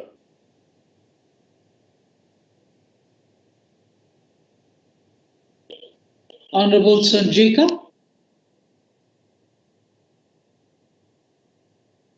Honorable Sanjika? Thanks, Honorable Chair. The list is long, and some of the fraudulence dates far back. May I suggest that the scope, the Public Account Committee seeks responses from the departments, how far they've gone with this, because they are specific. I mean, in some, for example, agriculture, they seem to do nothing with the referrals, and I mean, the list here it's really about agriculture, and we can't allow the culture of doing nothing with the reports. And I'm suggesting that we write to the affected departments and put deadlines on when we would want to know how far are they with these disciplinary actions. I mean, some of them they go as far as April. If I look at this list, it's really frustrating, and somebody must take responsibility. And I think that's where the executive authority must deal with these issues, because we can't allow. You see, there was a question that was asked by Honorable Tembu, or a comment was made by Honorable Tembu when there was finance here. And I could see that it irritated some people from the finance department. And I think our job is not to be nice to people. I mean, we are not paid to look nice. We are paid to serve the community. And it's our job as this committee to find answers on behalf of the taxpayers. And I mean, if these officials are still there and are not disciplined, yet as you have said, look, we have found evidence that so and so must be disciplined. And they sit there, they continue as nothing has happened, and nobody reports to it. Then we must ask the MECs. The MECs must explain to us why are these issues. Because if we don't, as the provincial Scopa, then we're not doing our work. These things are going to be picked up by the national Scopa, and why are we here then? And I think we must put serious deadlines, especially with those old referrals. And because they are very clear, they have names. We refer this thing in April, and we said so and so must be charged, disciplined, but departments are not doing anything. And maybe, Honorable Chair, we must also deal with, I don't know how at your level you might want to take up issues with the portfolio committees, because it seems to me that some of these questions should have been resolved by portfolio committees a long time ago, but they are still hanging. They are still left hanging, and I think that's a problem. Thanks, Chair. Thanks, Honorable Sonjika. That, I think, is offering us a good way forward, that we write to the relevant portfolio committees. In this case, I've also looked at the list. It's primarily agriculture, and it's an issue of disciplinary actions and cost recovery. So we write to them, and many of these cases are long-standing, and the reports appear to have been given in quite some time ago. We write to them as Scopa, requesting that report as to what they have done, but let's add in the explanation, if they haven't done anything, why not? And also ascertain the amounts that have been recovered in terms of the cost recovery. It's agriculture, it's transport, as I saw, it's the Department of Treasury, that's fairly recent, and it's the Endumeni municipality. So we'll note your proposal, Honorable Sonjika, and let's hope that colleagues here will support that. Let me now give space to Honorable de Klerk, Honorable Rogers, and Honorable Mthembu in that order. Thank you, Chair. I support what Honorable Sonjika has said. I think for us to empower ourselves and to get to the bottom of it, it is important that the SIU tells us that they inquire on, after the referral, what was the answers given by the departments. It will be interesting to compare the reasons given to the SIU why certain things hasn't happened or whatever, if any, with that will be given by the departments. And maybe that is a way to get to the truth, because the truth can only be established through a means of cross-examination, and that's done by getting an answer from the SIU on what they have for reasons, why certain things is dragging so long, and then from the departments itself. Then we'll get to the truth. Thank you, Chair. Okay, but so you are supporting the proposal by Sonjika, yes. Honorable Sonjika. Yes. Okay, fine. Let me go to Honourable Rogers and then Honourable Mthembu. Thanks, Chair. I also want to support what Sifiso said, but I want a slight change here. You know, if you look at the Department of Agriculture in particular, and you look at the last time we met with him, the pathetic report that was presented, it's almost like Scopa is just a normal committee and people, it's part of a tick box exercise. They put in there what I like to say, eat, meet and greet, and we have a whale of a time for a couple of hours and off they go. I don't think anyone's scared of Scopa. I mean, if I was an official and I had to appear before Scopa, I wouldn't sleep for the few nights before that. And my suggestion, Chairperson, is that we call these officials in. They actually come and sit in a room and they face us. It's all very well writing to them and say, give us reports. Well, you know what happens? That gets handed down to a clerk who does the report. The senior official signs it off and it gets submitted. That's not good enough. If we're going to be, as Honourable Sonjika says, if we want to hold these people accountable, they must face us and we must show them that we are no longer going to take their nonsense. That's my suggestion. Thanks, Chair. Thanks, Honourable Rogers. I think that's a useful addition. So what you are saying is that they must come to us and present their reports. We won't just take a written, come to us and tell us, and then we can interrogate them. I think that is constructive. Honourable Mthembu? Thanks. I think I concur with the last three speakers. I just want to concretize it. That we agree with the SIU is a matter of understanding that we need to get these referrals because they've got names. We get a confidential list of these referrals so that when we face the department, we are able to say what happened to these referrals and the date of those referrals so that we just have a very concrete inquiries that we need to follow up with the department. That's one. And also that in future, we do get, you do share this thing in order to ensure that there is action on that part. Two, I think every time now we deal with something that should have been picked up by portfolio committees.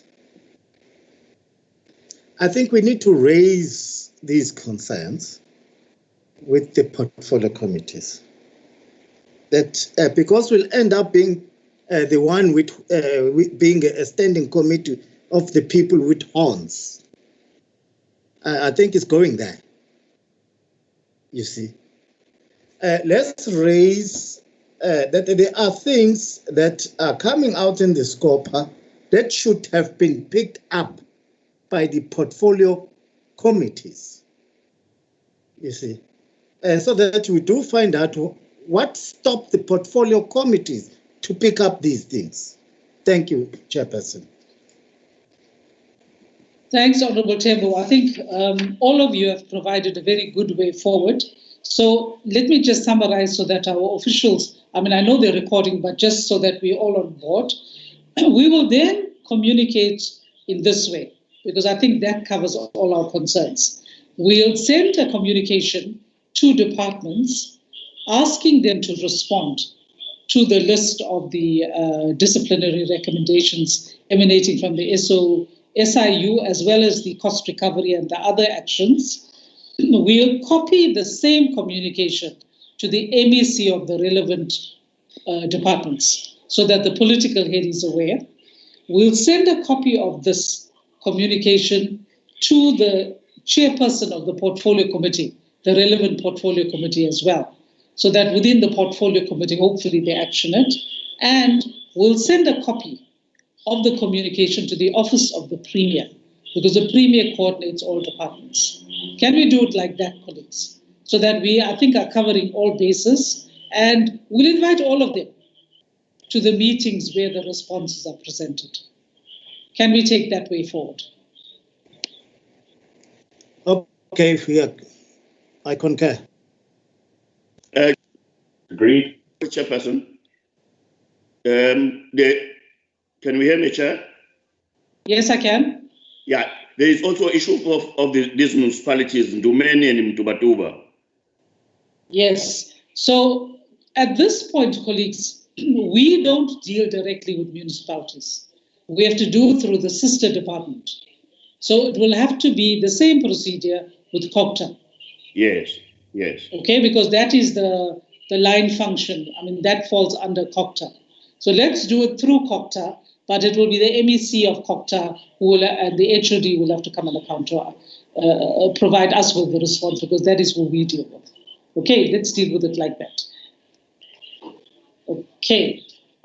In that case, colleagues, as far as the SIU presentation and the update is concerned, would like to thank the SIU delegation that is here, Mr. Gosai and your team, Ms. Jama. Thank you very much. It's been a very informative presentation, and we need to continue these updates so that we also are aware, because we are now aware that there were 9 cases in the province, some of which are underway still, and we will have to follow that up. I think it also provides us with a better direction in terms of our oversight of departments. So thank you very much, Mr. Gosai and Ms. Jama, and we can actually release you. Thank you for your time. Thank you, Chairperson. Thank you, Honourable Chairperson and members. It was. And we look. Sorry, go ahead, ma'am. No, proceed. I was just going to say we look forward to presenting on the next occasion. Thank you very much. Likewise. Okay, colleagues, then let's go to the next item, which is correspondence by MEC for Finance, but we have covered that, right? We've said that this matter, we will communicate with the Office of the Premier and say we await the outcome of the investigation there. I think we'll also just copy that correspondence to our sister committee, Finance, because they need to be made aware of it. Then we go to item 11, which is the readiness of for the APAC conference. Colleagues, this is purely for information. As the chairperson of Scopa, we have been meeting, virtual meetings of course, as chairpersons of public accounts committees and the National Assembly. And there's been a long overdue APAC AGM. And the reason for this has been that the responsibility for APAC, the decision had been taken that APAC would go back to falling under the wing of the Speakers Forum. And this seems to be taking quite some time.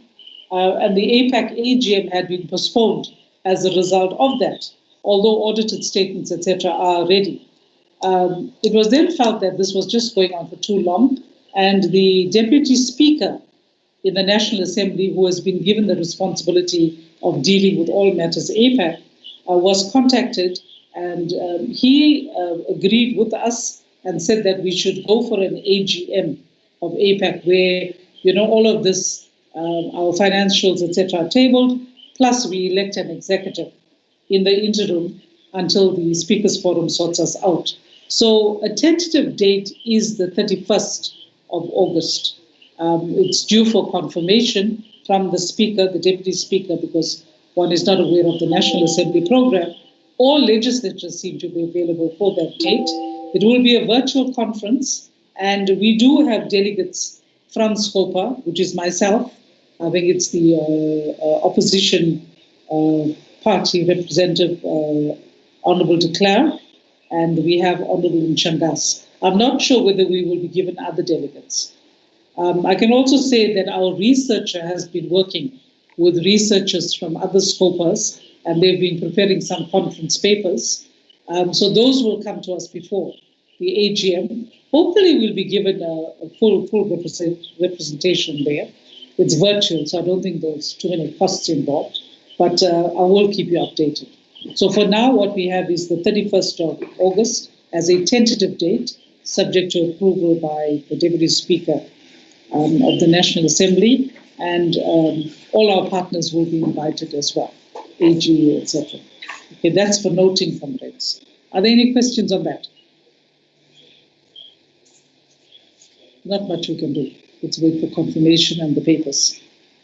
Okay, then let's go to the next item, which is the very important one. Colleagues, this is the ad hoc committee to be established. We tabled our follow-up report to the legislature. It was adopted unanimously. And one of the recommendations, resolutions in there, was that the legislature establish an ad hoc committee to follow up on investigations or to follow up on progress in terms of investigations being completed, in terms of recommendations being implemented, etc. So we can't just have that. And on the advice of the legal team that we have, a process has been identified and a resolution which was circulated to you has been developed. So I'm going to hand over to Mr. Eric Root, our legal advisor, to outline how we take this forward, because there's no point having a report adopted and then sitting on our hands. Eric?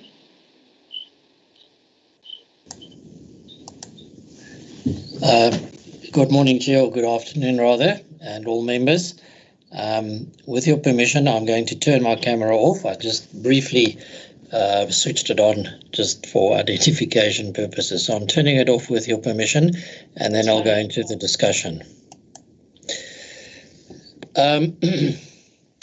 Chair, what we have in front of us is a draft motion.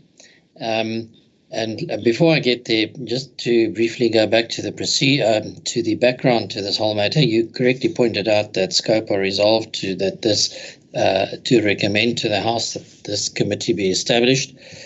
This report was tabled in the House. It was unanimously adopted, and flowing from that, the further procedures are now to go ahead and establish this committee. The Scopa resolution was very broad and general. It didn't contain much in terms of specifics, and that's what we now have to fill in. So just then on the procedure, our standing rules provide that an ad hoc committee can only be established by a resolution of the House. And that's why this formal procedure is now followed by way of motion. That's Rule 197. The rule also provides that, and I'm listing this so that members can check me that I have actually complied with the rules. Rule 197. The resolution must actually state the task assigned to the committee, and it must set timeframes for completion of the task. The resolution must also state all the powers that this committee has. And in this sense, we're talking about Rule 141, which is the normal rule applying to all portfolio committees. So this committee will only have those functions as are specified in the resolution. And then this committee ceases to exist once it has completed its task and reported to the House, or it can be dissolved earlier by the House. So that's just the background to the formal procedure that we're now following. Chair, the motion, it is proposed that it be a motion that is moved by the Chief Whip without notice, because it is not anticipated that any member or any party would oppose this motion. As I said, the Scopa report was adopted unanimously in the House. It also was adopted unanimously in committee. So this is just to save time, because otherwise one has to give notice. All the rules require that all motions must be moved on notice, except with the concurrence of all parties. And so I drafted this on the assumption that the Chief Whip will be able to move this as a formal motion in terms of the rules, and that it will be moved without having to give notice. And that's the reference to, in the very first line, Standing Rule 97G, with unanimous concurrence. Obviously, the Chief Whip would have to ascertain from the other whips that it is indeed unanimous, that there is indeed unanimous concurrence, and I would imagine that there would have to be a special whips forum meeting for that purpose. Then the rules, I'm just paging to the rules so that I quote correctly. The Chief Whip would then also have to request the presiding officer to put the motion or the resolution to the vote, and that's in terms of Standing Rule 95.2. Chair, that's briefly in terms of procedure. So then the actual resolution is quoted there, and noting that the reference to the Rule 197, that Scopa has recommended that the committee be established. The House adopted the recommendation, so therefore the House resolves that. And now we get to the meaty part. Thank you. Item 1. And here, as I said, Chair, the Scopa resolution was very broad and general, so I had to use my imagination and fill in some of the details. I did also confer with you, and what we have now in the form of a draft resolution to be approved by Scopa today or amended is a consequence of our discussions. So the first thing is important that this committee will be established for a period of 12 months only. And this committee will oversee the progress and finalization of all forensic and other both internal and external investigations conducted in the province that are in progress at the time of establishment of the committee. So this is important to note because new investigations will not fall within the terms of reference of this committee. And that's something that Scopa may want to discuss. And the second thing that this committee must do is to oversee the implementation of all recommendations emanating from those current investigations and from investigations that were concluded before the committee was established in accordance with the terms of reference, Annex A. Now, we will get to Annex A in a while. So we're just dealing with the resolution at this stage. So this is really the essence of the terms of reference of the committee for 12 months, and they will be dealing with progress reports on current investigations, very much similar to the Scopa resolution on investigations. They will have to follow up, and then also implementation of recommendations from either investigations that are currently in progress or that have been concluded at the time that the committee is established. The next item, I don't know what's happened to the document.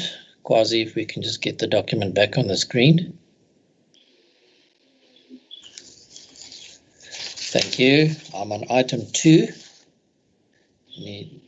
Scroll down. Thank you.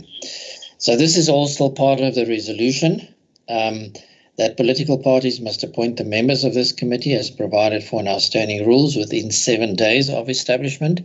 Rule 131.1 is just the normal rule whereby political parties nominate or appoint their members to a particular committee at the commencement of a term. So this rule will be applicable.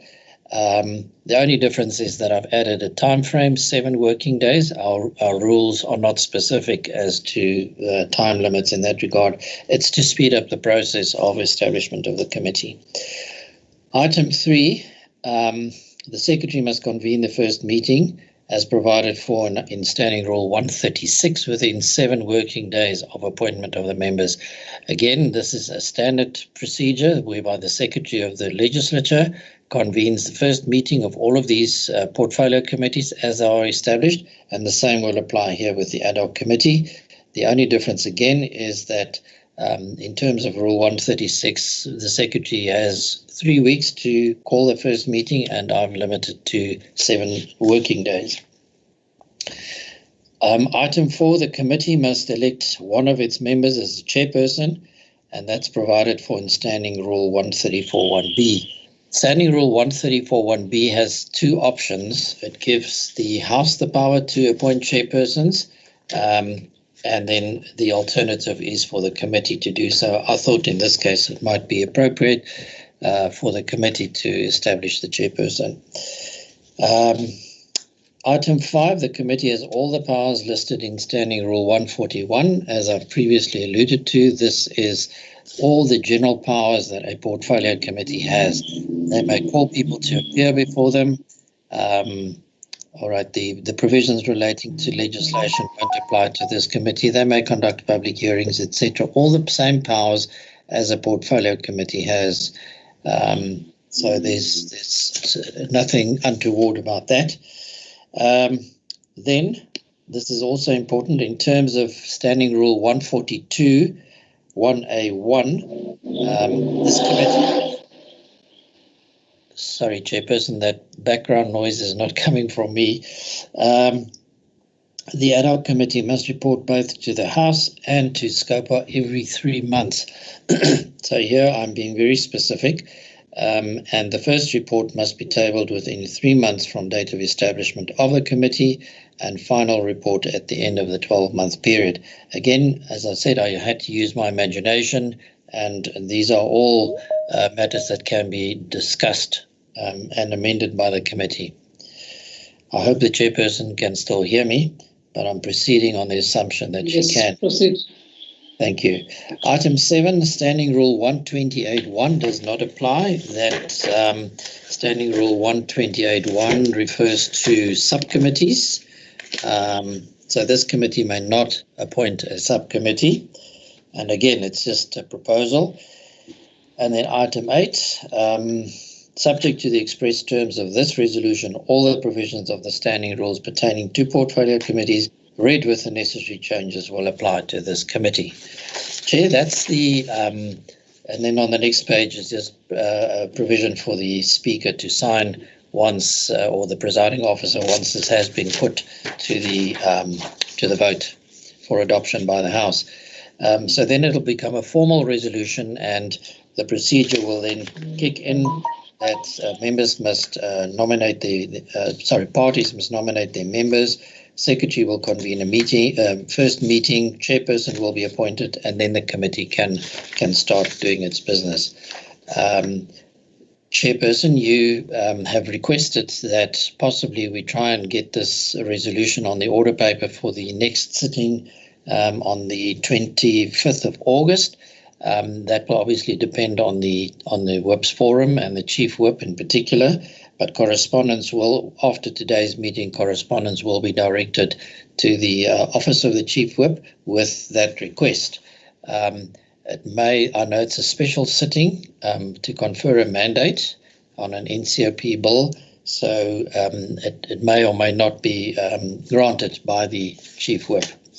Chair, if we can then, I don't know if you want us to go on to the terms of reference now, or whether we should take questions on this resolution.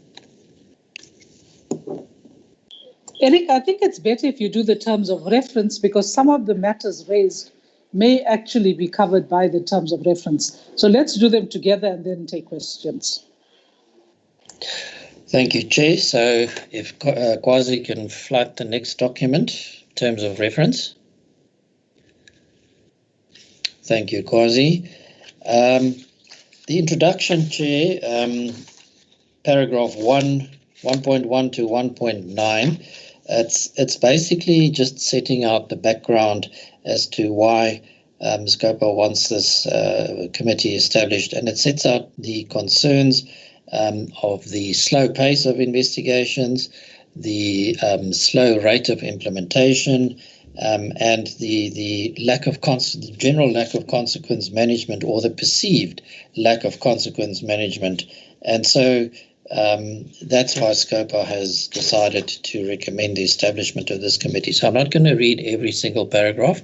It's just a background to the reasons why Scopa has recommended the establishment of this committee. Think of more importance, Kwazi, if we can move to page 2, paragraph 2. And if you can just scroll down, Kwazi, so we can see. Thank you. Paragraph 2 is just a repetition of what's in the resolution. It'll be established for 12 months. Then paragraph 3, functions, 3.1, A and B. Those are just repetitions of what is already in the resolution. 3.2, it's quite a mouthful, but this lists the more specifics of the oversight. So the duty to oversee includes, but is not limited to, reviewing, assessing and reporting on the following matters. A, progress in the completion of investigations. B, reasons for delays. And again, members will recognize that this is very similar to the standard transversal Scopa resolution. Steps taken to remedy the delays, timeframes for completion of the action, and whether these steps are adequate. So we want really departments to perform and give us assurance that they've taken appropriate steps where there are delays. I think this will help in particular with matters like the internal audit investigations, where departments are not cooperating or officials are not cooperating, and we want specifics from departments. What action are they taking, and is it effective, so that we can say, well, all right, we're giving, how much time do you need, and then follow up. So this committee will really zoom in on the details of that. Paragraph C, where the delay is attributable to an official, we want departments to take steps against those officials. D, then steps taken to implement the recommendations, timeframes for implementation, finalization of implementation, whether the steps taken are adequate and appropriate and timely, including disciplinary action, recovery of losses or monies, and criminal charges or any other intervention, because sometimes the reports simply recommend that policies be updated or systems be put in place and that sort of thing. So that's the kind of thing that the committee would look at. If the reasons for delaying implementation, what steps departments have taken to speed up that. G, where monies or losses are irrecoverable, we want to know what the amounts are and what the reasons are. It's all too easy for departments to just say, well, the official has now left and we don't know where they are, and that's the end of the story. So in this way, I'm hoping that we will really tie the departments down. H, where the delay or failure to implement all recommendations is attributable to any official, whether disciplinary steps have been taken against that official and whether the steps are adequate, and whether any other, paragraph I, other interventions or controls were put in place to prevent a recurrence or to address any shortcomings in policy, systems, processes and procedures, adequacy thereof, whether or not this was recommended in the investigative reports. So this committee has a free hand in the sense that if they can identify a systemic problem, even if it wasn't identified in the report, they can make recommendations as to what departments should do. Then the reporting, paragraph 4, that's just a repetition of what is in the resolution, at least every 3 months in the House and to Scopa. As and when, there's an addition here, paragraph B, as and when requested or resolved by Scopa. So Scopa can intermittently ask for reports. Then paragraph 5, review of the terms of reference. Scopa and this ad hoc committee may from time to time review these terms of reference and recommend amendments as needed to the House for approval. Because this committee is established by the House, the terms of reference and everything is part of the resolution, so only the House can make amendments. But it may be that once the committee starts working that they realize that there's a need for some amendment, and then they can request that and refer that to the House. I don't think it's likely, but we must cater for that eventuality. Chair, that's the end of the terms of reference. I think that I've covered I've covered the documents, but I'm hoping that I've covered all of the elements required for this committee to be established. And as I said, much of it was left to my imagination, and thankfully with your input and consultation, this is the product, the end product, but it is subject to discussion by Scopa. It is a draft, and so we're open to suggestions and comments by members. Thank you. Thanks very much, Eric. I think there's quite a bit of hard work and thought that went into that. I know that in my discussion with you, one of the matters that I raised is that this can't be an open-ended committee. We should give them a time frame, and that is why also we tried to limit the scope, and we didn't bring in the new investigations because ideally new investigations should be done briskly. So colleagues, this is now open to you for comment, inputs if you wish, amendments, etc. Now I'm seeing hands, so let me take Honourable Rogers and Honourable Sonjika. And hang on. Let me take Honourable Rogers, Honourable Kaula, Honourable Twala, Honourable Sonjika. Let's go. Thank you, and excuse me, sorry, Chair, I sneezed there. Chairperson Eric has a vivid imagination because he's put together quite a good document. So well done to you and Eric on putting it together. I've got a couple of questions. One, I'm assuming that the support staff that we have in Scopa will be allocated to assist this committee in going forward because there's quite a lot of work. Then on the actual terms, on the terms of reference, a couple of questions. Chair, you've alluded to the fact why you've made it a short-term ad hoc committee. I would have liked to have seen this ad hoc committee perhaps a bit longer. And the reason I say that is because I think there's an enormous amount of work that's going to be undertaken by this committee. But having said that, it's probably something that we could look at renewing if we weren't going to establish it for a longer period. My next question then refers to, and again you've answered at 3.1, that it's only existing investigations and not any new investigations.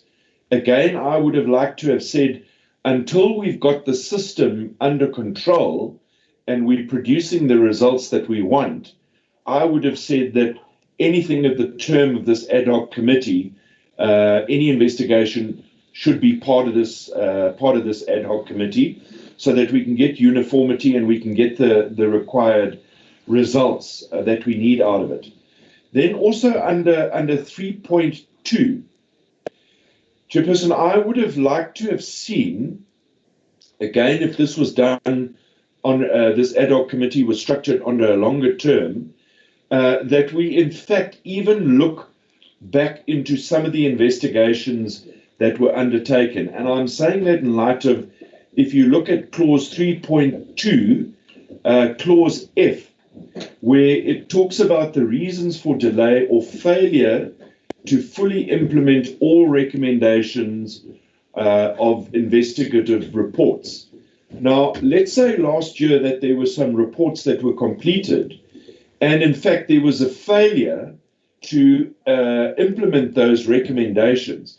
It's then going to fall outside of the scope of this ad hoc committee. So those were the three issues I wanted to highlight from my side. Thanks, Chair.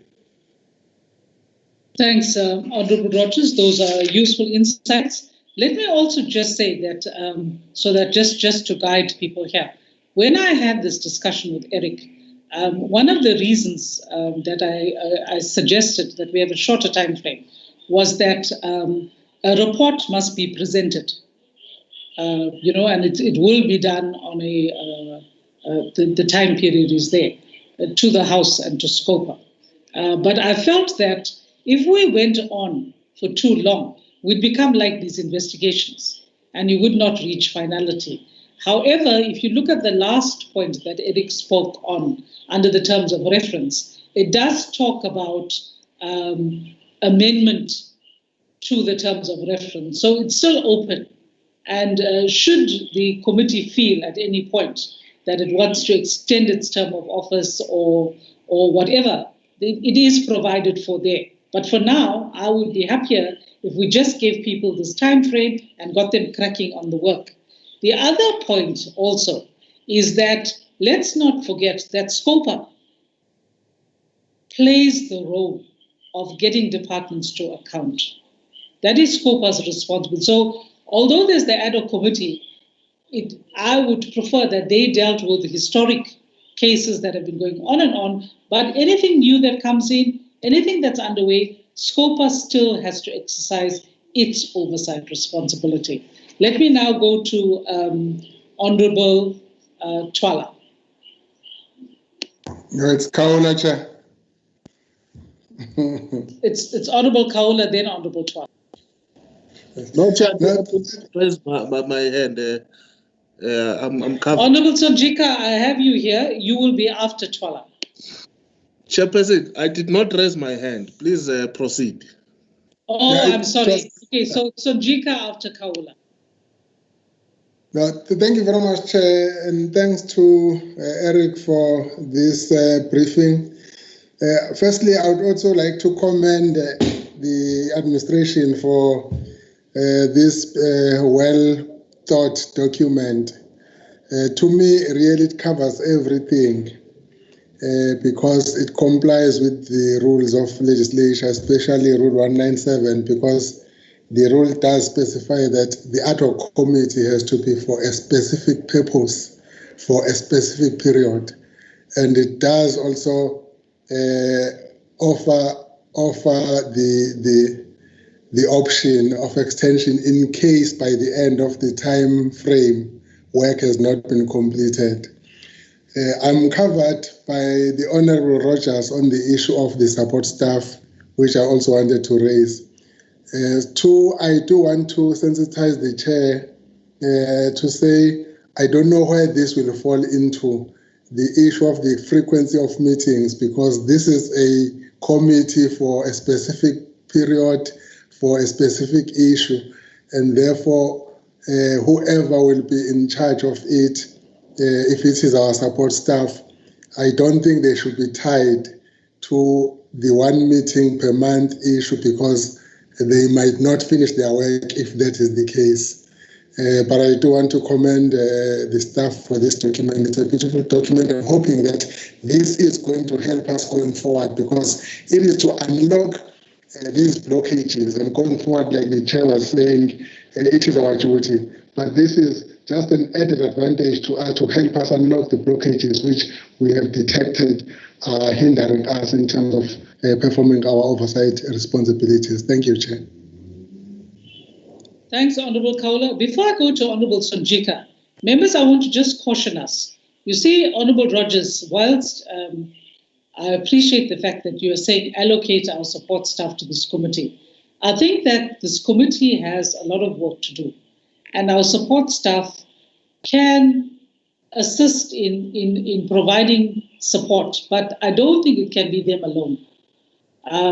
We would have to, and the Secretary of the Legislature would have to apply her mind to looking at how best this, because this is it's not an ad hoc committee of Scopa, it's an ad hoc committee of the Legislature. They would have to look at ensuring that the necessary resources are provided to that committee. What I don't want to happen is for Scopa to be under-resourced now because our staff is caught there. Neither do I want that committee to be under-resourced. So I think the issue of the support staff is one that must be dealt with by the administration, but in such a way that Scopa doesn't get shortchanged and the committee doesn't get shortchanged. Let me go to Honorable Sonjika. Thank you, Honorable Chair, and I think I'm covered by colleagues. I also want to concur with the colleagues. This is your imagination, Eric, went very far, and we appreciate. And I think it's a good, well thought document. And I might have missed it, Honorable Chair, and maybe Eric touched on it. How far does the ad hoc committee goes? Because some of these things go a few years back. I don't know whether we want to put that. If it's not covered, I might have missed it in the presentation.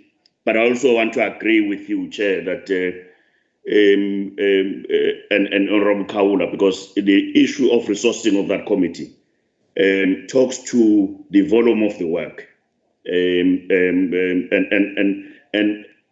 mean, there would be, I can imagine that there will be a lot of reading for those honorable members in terms of forensic reports and reports that might be coming from the departments, how they acted.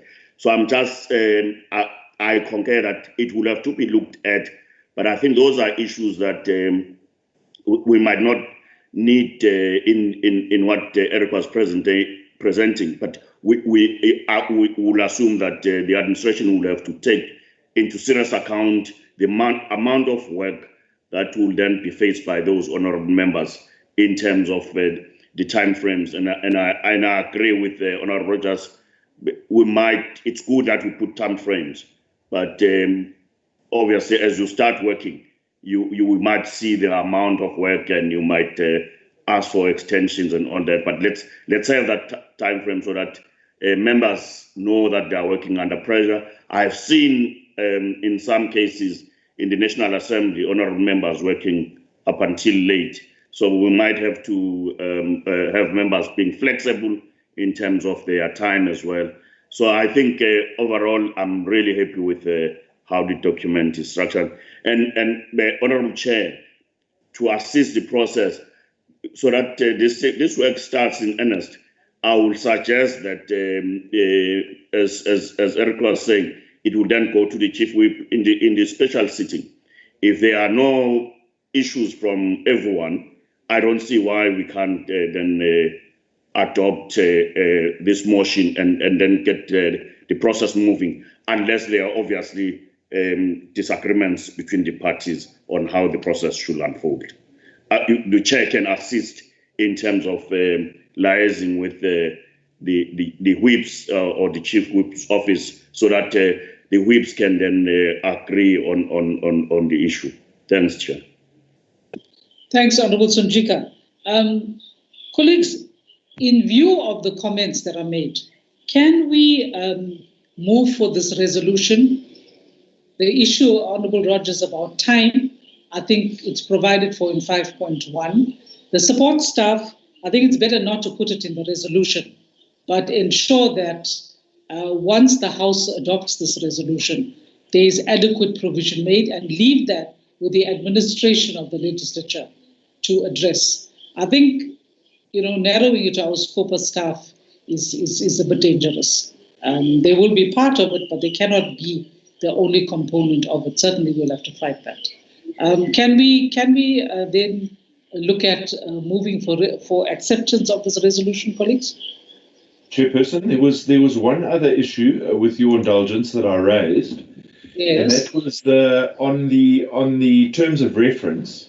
Yes. Look at 3.2F, yes, which reads that we should be looking at any failure to implement a recommendation of investigative reports. My suggestion there, Chair, was to give us a holistic picture of what's been happening, is that any reports that were completed so far in this term, that this ad hoc committee be given that delegated power to ensure that those investigations in fact delivered the desired outcome. I hope I'm making sense in what I'm saying. Okay, Francois, just so that I'm clear, what you're trying to say is that if they said there must be cost recovery, there was cost recovery. If not, the reason. Right, that's fine. But Francois, that is also the work of Scopa. You understand? Because we have Scopa resolutions. Okay, So, Chair, let me rephrase it slightly. Yeah.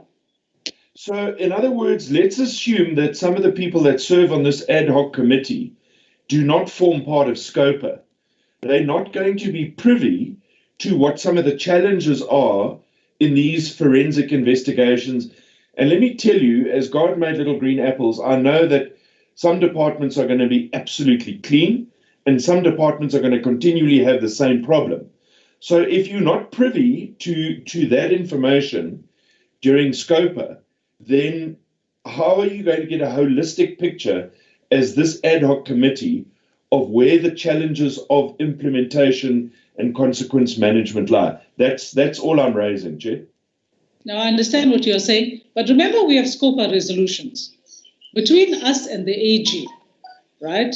And the internal audit unit, all investigations should be, or the knowledge of them, and the recommendations should be housed in Scopa. So Scopa will be a resource for the committee in terms of that, and they can follow up on that. But Scopa has to also follow up and do its work. So, for example, when internal audit gave us the report today, the committee would look at that report, but we as Scopa, we'd be following up. We're not going to wait for the ad hoc committee.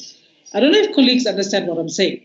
I would be happy if this committee was going back to those cases that may have occurred and slipped through the cracks and dealt with that.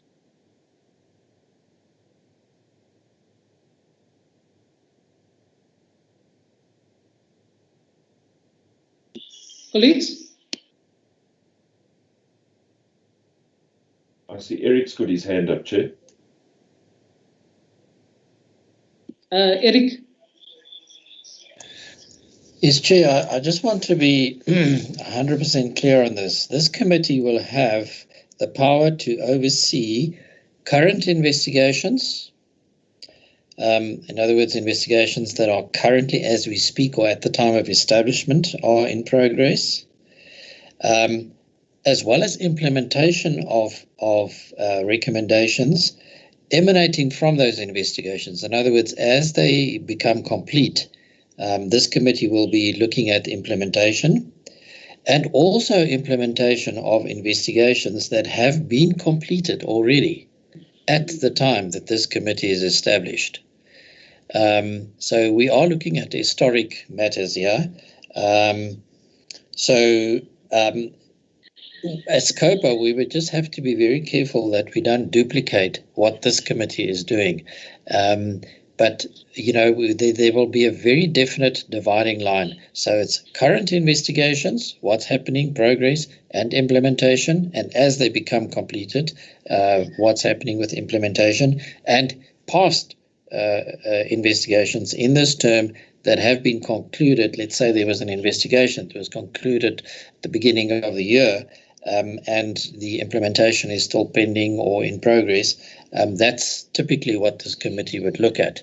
And I think to avoid duplication, Scopa would have to let this committee and only this committee deal with that. This is where my concern is. I feel that this committee should start with the historic cases, because that is what Scopa doesn't really cover adequately. And the current ones, we should both do it. And as we go, we get the report, when we call the department, we ask them. The committee does the same thing. I don't think it's a problem. But what I'm worried about is departments will start hiding through that committee and not account. So I think this way we cover both in the terms of reference and in the work of Scopa.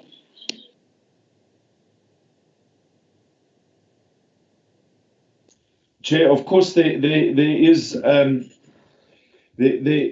possibility, or the solution is perhaps quite easy, because I see what Eric is saying.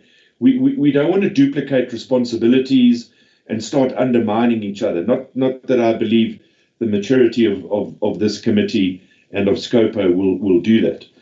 But one of the ways we can do it is that if there is regular reports from the ad hoc committee to Scopa, then that allows Scopa to undertake any additional investigations or any additional steps it may deem necessary. So then you're working in conjunction and not against each other.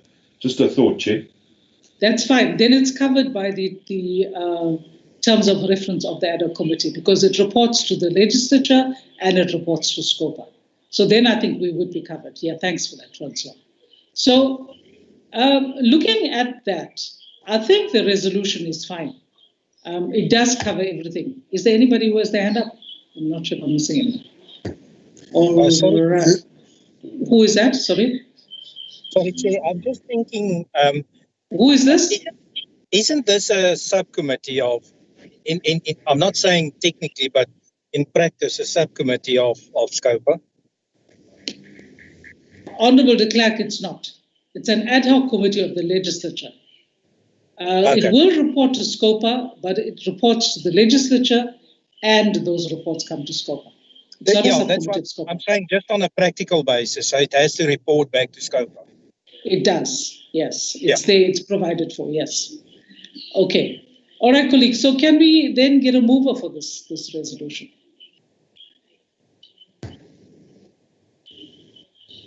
Honourable Sonjika, I see your hand. I move for the adoption of the resolution, Honourable Chair. Thank you. Colleagues, can we get a seconder? Kaula. Honourable Kaula, thank you very much. Colleagues, thank you, can we... Second. Okay. Honourable Kaula has seconded. Are we all comfortable with this resolution, colleagues? Can we put it down as this has been unanimously adopted by Scopa? Because I'll expect all of you to go back and brief your political parties as well. Eric, is that your hand up? Oh, no, okay. Chair, sorry, it's an old hand. All right. Okay, so colleagues, I'm taking it from the lack of hands, etc., that this is unanimously adopted by Scopa.